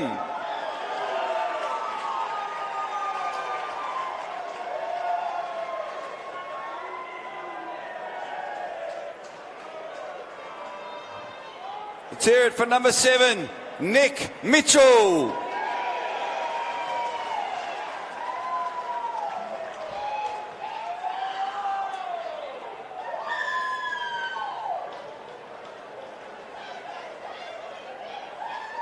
Now it's a turn of number 24, Callum Mulder.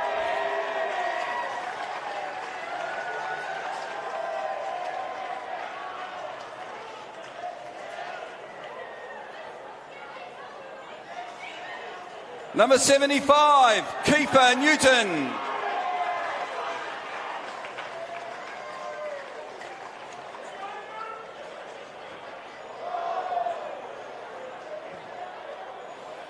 Number 3, Trent Page.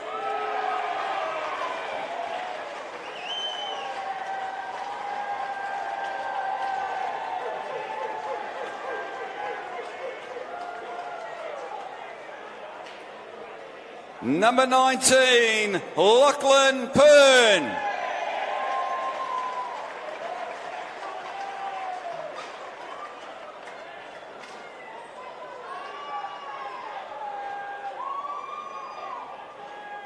Number 10, Brodie Robinson.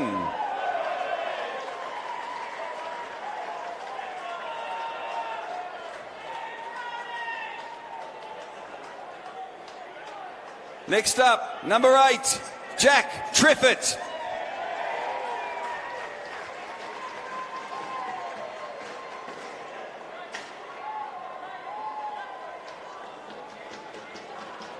Now we move on to our co-captains. Firstly, number 17, Jack Dyer.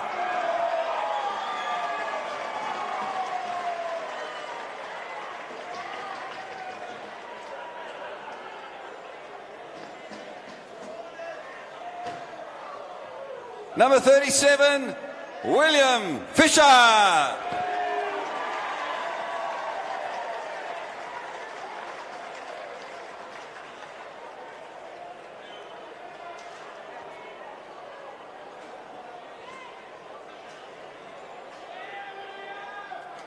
And last but definitely not least, his first year as a senior coach. Let's hear it for the coach, Corey. Good luck.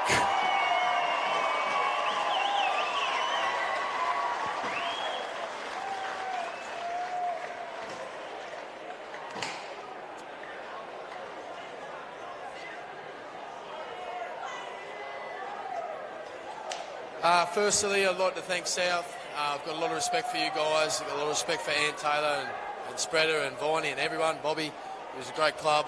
He's got the wood over us a few times in the past. Full credit to our guys. We worked so hard this year before Christmas, and pre-season was solid. And for anyone that thinks that hard work doesn't pay off, got proofs in the pudding. So full credit to them guys, and full credit to NTFA to get us back on the best ground in Tasmania, so thank you very much. And not last but least, the Braknell Army, thank you very much.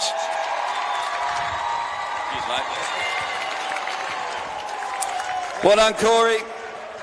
Now I'd like to invite the President, Neil Philpott, please, if you could make your way up, because we've got another very important presentation before we present the Premiership Cup. And just for the Braknell players, when we do present the cup, we ask all the players just to come in front of the stage, and we'll have the captains and coach up here to get the Premiership Cup, and then they can join you. So Neil, come forward to unfurl the Premiership flag. Bracknell's very first NTFA Premiership, their first Premiership since 1997.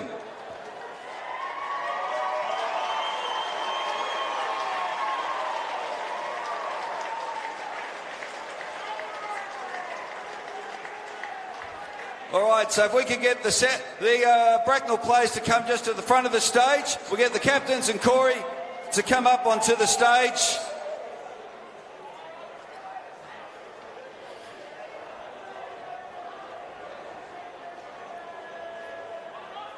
We present the Premiership Cup to the 2021 NTFA Premier Division Premiers, Braknell.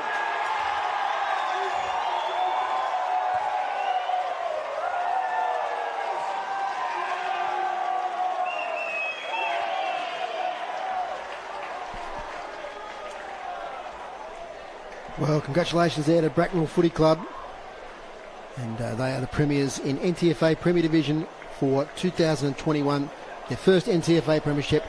Last one was in the last year of the Estelle Lorraine Association in 1997.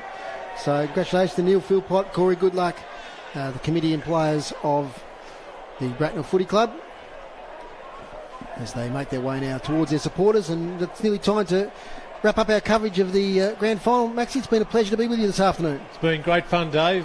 Certainly a game that we haven't done here for a long time, but certainly, like all the coaches and mentioned, it was great to be back here, and just a fantastic game of footy. Really exciting to watch. Great crowd. You know, a few bits of rain throughout the course of the day, but didn't faze too many people. Didn't detract from the spectacle of the game. And congratulations to Braknell Football Club. Commiserations to South Launceston. I'm sure they'll bounce back as everyone would expect them to. And we move on to 2022 for the NTFA. I think overall they'd be pretty happy with their season. Absolutely, and we're blessed, of course, to get a season. We think of people in New South Wales and Victoria in particular, where a lot of community footy is just finished. And so we got through to the end, and that's credit to everybody involved. And you know, we can put up with a few COVID things if it means that we get days like today. So thanks, Maxie, for being with us. Thanks, Ben, our cameraman. Thanks to Dave Gruber, Tony Webb, our team here. And thanks to Ashley back in the studio with Buy On Stream, who got us to air this afternoon. That's it, and we'll leave you here from Utah Stadium. And the premiers for 2021 are the Braknell Footy Club. Congratulations.